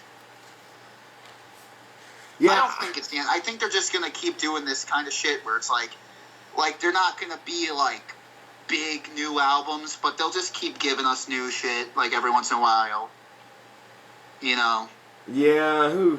They'll just check in on us every couple of years. Yeah, they might give us an EP or two. Here's 5 songs we made over the summer. Their original EPs, they should do that just for fun. Like, Yeah, you want to like- make some easy money? Give us that shit. Yeah, remaster that shit. Give it to us. Like, I'm sure, like, the later EPs before the first album has, like, your typical shit like Linger and all that stuff, but, you know, it'd be weird to hear Niall singing some of these. Yeah. To hear a dude sing these. I understood. I have to say, going with a female singer was the way to go. Yeah, seriously, yeah. Do you have to? Do you have? You've got me wrapped around your finger. Do you have to let it linger? But I find that so ironic that the fucking album is called Something Else, but we got really, like, nothing else. Yeah, right? Like, come on, man. Fucking, you gave us Also, I 3 think in the somethings. I don't know if she's still doing this. Probably not. But in between the gap between Roses and Something Else, you see, here in America, we have this popular show called The Voice. And when you have a popular show, other places in the world capitalize on it by doing their own versions. So, there's The Voice of Ireland, and she was a judge on it for a while. Huh. And she would train the up and coming singers. And there's a really awesome clip of her like teaching these up and coming singers. It's Dolores doing Metallica. Wow. And they're singing Nothing Else Matters. Wow. And she's training this male and female singer to do Nothing Else Matters, and she's talking about how like awesome James Hetfield wrote the song and shit. I'm like, oh shit. It's like, she's listening to metal, dude. I mean, of course, it's the Black Album, so it's like the most commercially successful metal album. But Yeah, it's probably the only Metallica she knows exists. maybe. She's probably like, that Kill 'Em All just isn't peaceful. Yeah, it's not peaceful. I don't want to listen to an album called Kill 'Em All. Why can't we do Love Them All? Kill 'em all. Birds in the sky, they look so high. I'm going back to that lyric every day now. I mean, really, man. But this was the Cranberries retrospective. And yeah, you know, it was an eye-opening retrospective, but at the same time, I'm always going to love the Cranberries. 'Cause also, it was one of the first bands that I discovered on my own, pretty much. So that's a good, like, that's a good staple of life. That's like, this was one of the first bands where it's like, wow, like, I can get into this on my own. No one told me to listen to them. No one, like, I found them myself. So, and came to my own conclusion. So. Yeah, I'll talk shit and make fun of their lyrics, but I like the band too. Like, I've always dug them since I was a kid, and, you know, I'm not always turning on their shit at all. Like, If I want to hear anything from them, I put on To the Faithful Departed, because that one just hits all the right notes for me. You know, when I'm going to school or I'm at work, you know, they do regularly come on my phone, so I do hear them quite a lot. They've gone their way up the ranks on my favorite bands list, and they're high. Like I said, they're about like number 3 for me. Yeah, so who are the other two? You know, originally my top 5 favorite bands were, at number 5 it was Tool, at number 4 it was the Cranberries, at number 3 it was Pink Floyd, at number 2 it was Black Sabbath, and at number 1 it was Metallica. But now, like, that was like maybe like last year or something like that, or 2 years ago, but now it's changed a lot. That it's gone from, I'd say, number 5, I think Metallica's gone all the way down to number 5. Well, no, either like number 5, Black Sabbath. It's hard to do because, like, you could always change your mind on this shit. Yeah, see, that's the thing. Like, my favorites have always changed, like, over the years. Like, it's always gonna change when you get older because you'll find other things constantly. But my number 1 will always probably still be the same. What's your number 1? Fucking Typo Negative. Nice. I was actually going to do, since I did my top 10 favorite movies, which I was very proud of that video, I was doing my favorite band, so I could just give you the 10 that I have on my list right now. Alright, throw them out. Number 10, Tenacious D. True that. Number 9, The Misfits. Alright. Number 8, White Zombie / Rob Zombie, because it's pretty much the same. Yeah. Number 7, Cattle Decapitation. Number 6, and this is the funny thing, because we go from this to number 6, Huey Lewis and the News. But yeah, then number 5, Metallica. Number 4, Black Sabbath. Number 3, The Cranberries. Number 2, Tool. And number 1, I said Pink Floyd and everything with it. So, you know, David Gilmour solo shit, Roger Waters solo shit, Tool and Pink Floyd and anything related. Anything on the clock side? But then I have runners-up. So my runner-up favorite bands are Ramones, Primus, The Rollins Band, Disturbed, Ninja Sex Party, Queen, The Beatles, AC/DC, System of a Down, and Frank Zappa. Hell yeah. I don't see how Frank Zappa could be a runner-up, though, man. Because I'm just really starting to get into him. Like, I've liked, like, a couple of his songs before, but now I'm, like, listening to full albums of his, so I feel like I'm not worthy enough to call him one of my favorites yet. Yeah, he's a dude that I fucking love, but he's got so many albums, man. It's, like, overwhelming. He's a fucking genius, dude. Yeah, dude, like, every album is so different from each other, and, like, I highly recommend definitely checking out Hot Rats.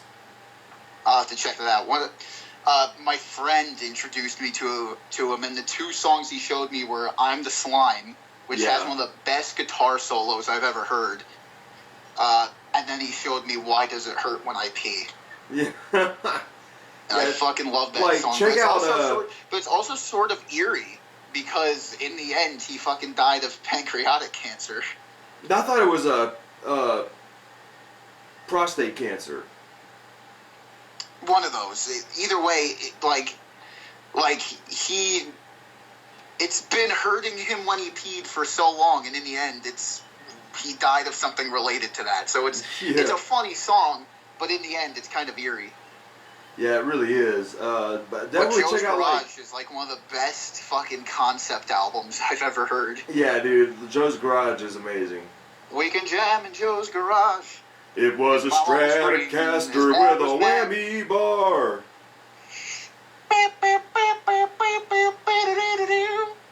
I've been annoying my mom so much because I'll just be walking up to her and then just go, Catholic girls. When little white dress. Catholic girls. Yeah, Fucking No, Zombie recently, Wolf. I've been singing Stick It Out a lot. Dude, check out the song Zombie Wolf, man. Here I is the Zombie Wolf.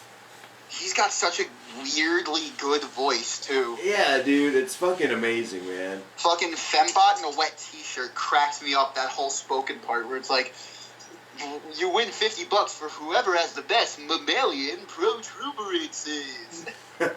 Now, alright, if you like Frank Zappa, dude, check out some Captain Beefheart. I've heard about that because, what's it called? Frank Zappa was on an interview with David Letterman and they were talking about Captain Beefheart. Yeah, check out, because Zappa helped produce some Beefheart shit. Check out Trout Mask Repula or Lick My Decals Off, Baby. And also, because I've just been listening to Zappa on his own, I need to listen to Mothers of Invention and stuff Yeah, like dude, that. Mothers of Invention's amazing. The new Mothers are fucking amazing. Like, to me, man, Zappa, everything he's ever really touched has been pretty good. Hells yeah. And then Zappa did that Cranberries cover album. No, I'm playing. Yeah, I think he died the year they came out with their first album. Yeah, 93. Crazy. They killed him. They fucking killed him, man. They killed them with their hippie bullshit. No, I'm playing. I'm just playing, guys. Don't kill me. But yeah, I've been singing a lot of fucking Stick It Out. Just don't get no jizz upon that sofa. That fucking last song on, like in Joe's Garage cracks me up. The little green Rosetta. He just doesn't give a fuck at the end. But my God, dude, he's got... It says here that Zappa released 62 albums during his lifetime. And after he died, they have released 47 albums. And so I don't know... Of old material, like best ofs or unreleased? Yeah, that's what I don't know. I don't know which is actual B-sides and unreleased stuff, or if it's just fucking collections. That's crazy. And he did one of, like, unreleased... When he was alive, he did one of unreleased music with the London Symphony Orchestra. Yeah, he's got a lot of orchestral shit he did, so they're probably lumping a lot of that in there together. Yeah, because, like, before he died, he got, like, a 20-minute standing ovation for an orchestra he did. Yeah. 20 minutes of people just clapping. So that must have been some good shit. Yeah, it fucking had to be. It better be. It's fucking Zappa. Have you seen the interview with him? It was like right before he died. He was sick and dying, but he did an interview anyway. And he still had his, like, he was still a funny motherfucker. Damn. Like, yeah, he was very grim about it, but, like, when they're just like, how do you want to be remembered? And he's just like, it isn't important. But, like, he's still so fucking funny, even, like, to his dying day. It's insane. Yeah, May true he that. rest in peace. What a fucking legend. True that. So maybe if I catch up with all fucking a million albums of his, we could do a Frank Zappa retrospective. That'd be pretty rad, because I would still have to catch up on a million of them, too. It would be like a 6-hour fucking retrospective. Yeah, we'd have to do it in parts. Yeah, true. We'd have to do like Mothers of Invention, Zappa era, then fucking solo shit. Yeah, seriously.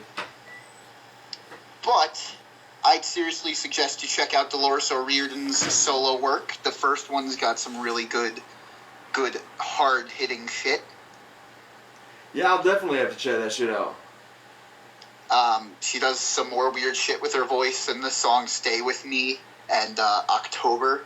So she does like some shit like Stay With Me.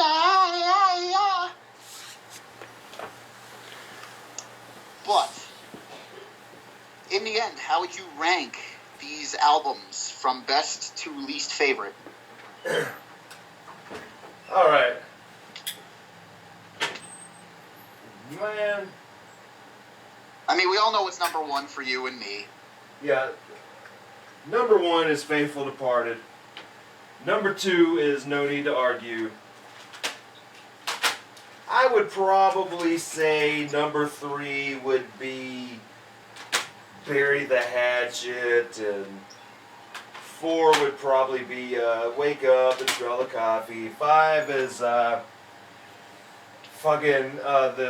Linger album. Everyone's doing it, so why can't we? And probably I gotta hear it some more because I only heard it once this morning. Roses is probably my least favorite at the moment, but we'll find out later on whenever it comes in the mail how that stands. But overall discography all the way out of 1 through 10, I would probably give them a 7. Like just as a band, 7 out of 10. Yeah, the entire discography, I'd give it a 7 out of 10. Like just all together, like as far as just how I feel about them, I guess. I'd say that's fair. So my number 1 favorite album is Bury the Hatchet. I love the sound of this. Second favorite, No Need to Argue. Third, Faithful Departed. Fourth, I'd say fourth is Everyone Else Is Doing It, so why can't we? Fifth is, I guess maybe Roses over fucking Wake Up. That's a little hard, so yeah, Roses. Then Wake Up and Smell the Coffee, and my least favorite is their newest one. Sadly. And yeah, I can't even throw that in there because I haven't even heard it yet. And I guess it barely even counts, really. Yeah. But I can't really say I can give the band as a whole a rating. I've never really thought about it like that. But yeah, somewhere around 8 out of 10, 9 out of 10. I think they're a really great band. They definitely hold their place in music history. Yeah, definitely. You can't really talk about, especially 90s shit, without mentioning them. Yeah, it's not like I'll ever see them be inducted in the Rock and Roll Hall of Fame, but for what they are, I really enjoy their music. Dolores is my favorite singer of all time. I really love the drums. And they've just made my music collection more lively. So, this has been the Retrospective. You can find me, Frankie D, at the YouTube, the FTV production. Alright, baby. Fucking Birds in the Sky, they look so high. Birds in the sky, they look so high. It Hi, was hi, my hi. perfect day. Too bad she couldn't write a perfect song. Oh shit! Ooh! Oh shit! Fucking roast! You just got Jones! Somebody call the Verizon guy so we can get a mic drop. Fucking, you just got sent to the Jones zone. Gonna need to call the burn ward, get some ice on that. Is this our longest fucking retrospective? I think we might have just beat the Pink Floyd cast, or we're just about there. I think we did beat the Pink Floyd cast. Which is funny, because Pink Floyd has way more albums. Yeah, like, Then again, we weren't going through all the lyrics like fucking, I got 13 channels of shit on the TV to choose from. Yeah, because I think our longest thing so far was our top 10 comedies at 3 hours and 7 minutes. And this Damn. one is going on to close to 4 hours. Shit. So I wonder who... Obviously, whoever's listening to this is probably skimming. Yeah. But But I don't know, maybe some people do, like, take... They probably, this is probably a great podcast to fall asleep to. Yeah, definitely. I do that shit sometimes. Like, I've been listening... Henry Rollins, I don't know if he still does this. I know, take a shot every time I mention a specific person. It's either Roger Waters, Maynard James Keenan, or Henry Rollins. But he did this podcast with this woman called Heidi May, who's like, I don't know, like his assistant or something. Like, she's the person who like gets him scripts to movies and shit. Yeah. He's talked about her on like his spoken words and stuff. But they did this podcast together called like Henry and Heidi, or Heidi and Henry, and she just picks the topic to talk about and just lets Henry get at it. And it was really interesting. They talked about like a whole podcast about his experience with the Rollins band. They talked about his early childhood or early teenage days with him and Ian MacKaye working at a pet store, which was really funny. But the logo to the podcast, look it up. It's the funniest thing. It's just these childish doodles of Henry and Heidi.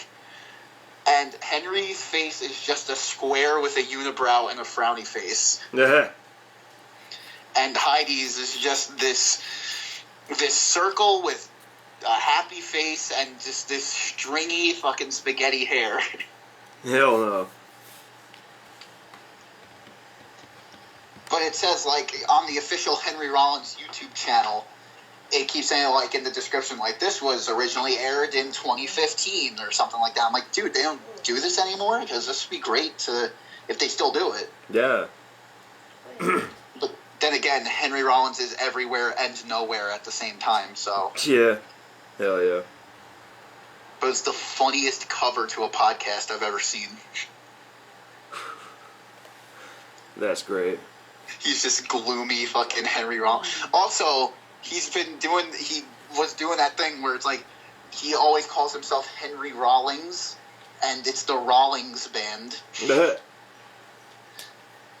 Which makes me want to look up now, is Henry Rollins a stage name? Was he born Henry Rollins? The world may never know. Henry Rollington III. Henry Rollington the Third. The third. Yes. Yes, my name is Henry Rollington the Third. I wonder what fucking Henry Rollins thinks of the Cranberries. Well, watch it be like his favorite band.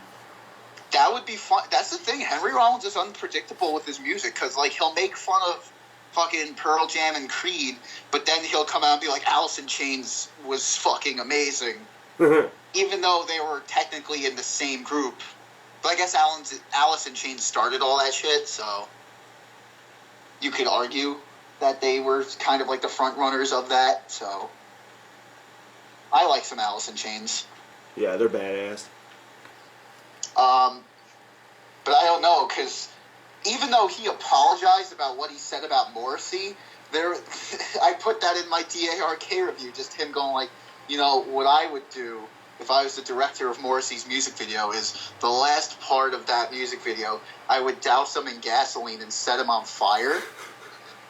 And then I would put a microphone over his burning fucking corpse as we hear the polyester burn off his shirt and his horrid screams. And then we put a blast beat behind it and put it on a fucking record for all these weird British kids with bad teeth who don't get enough sun to listen to.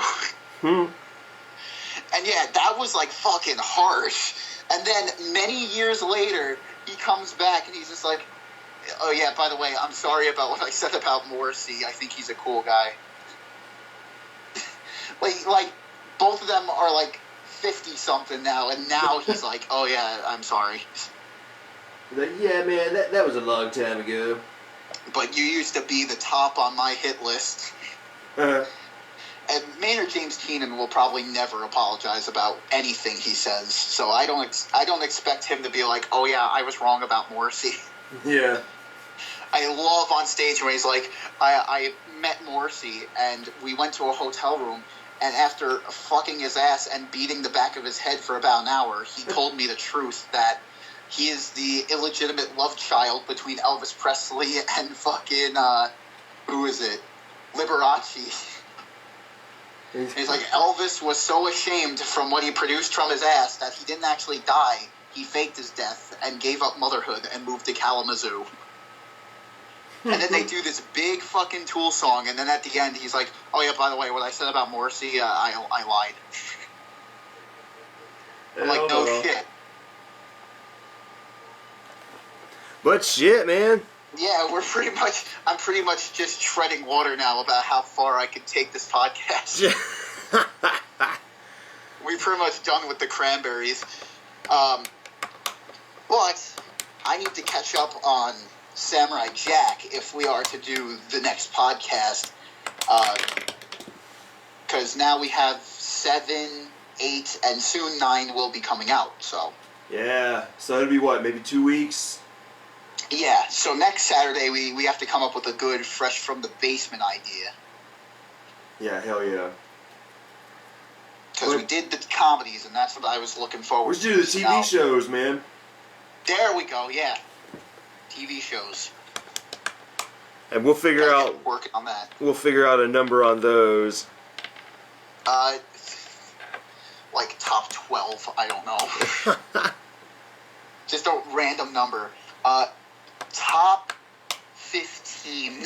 I kind of like top 12, because 12 is like TV. 12, I don't know. Channel 12. News 12. That's actually here on Long Island. That's our news channel. News 12 Long Island. Oh, shit. Anyway. But shit, people. This has been... Like I said, you can find me at the FTV production on YouTube. It's all lowercase, no spaces, as I always have to clarify. Right now, I'm working on a series that I do called Fan Film Ideas, where I just give my ideas on how I would do just movies of previously established shit. Right now I'm doing how I would remake King Kong, which hopefully it's not just a carbon copy of Peter Jackson's. I'm trying to do something different, but it's up for you to decide. And where can we find you, Travis? We can find my shit on the YouTube at Bloody Chuckle Studios. You can find us all on rtgomer.com and horrorphilia.com. And, where you can find many other podcasts like Banana Laser, The Skeleton Crew, and Travis's favorite... Mysterious Boom, motherfucker. Hey. Oh. Hey, oh, Meadow. Dick joke, fart joke, oh. I'm Adam Sandler. I'm gonna make $1 million. But shit, dude, I'll talk to you later, man. Alrighty then. Later.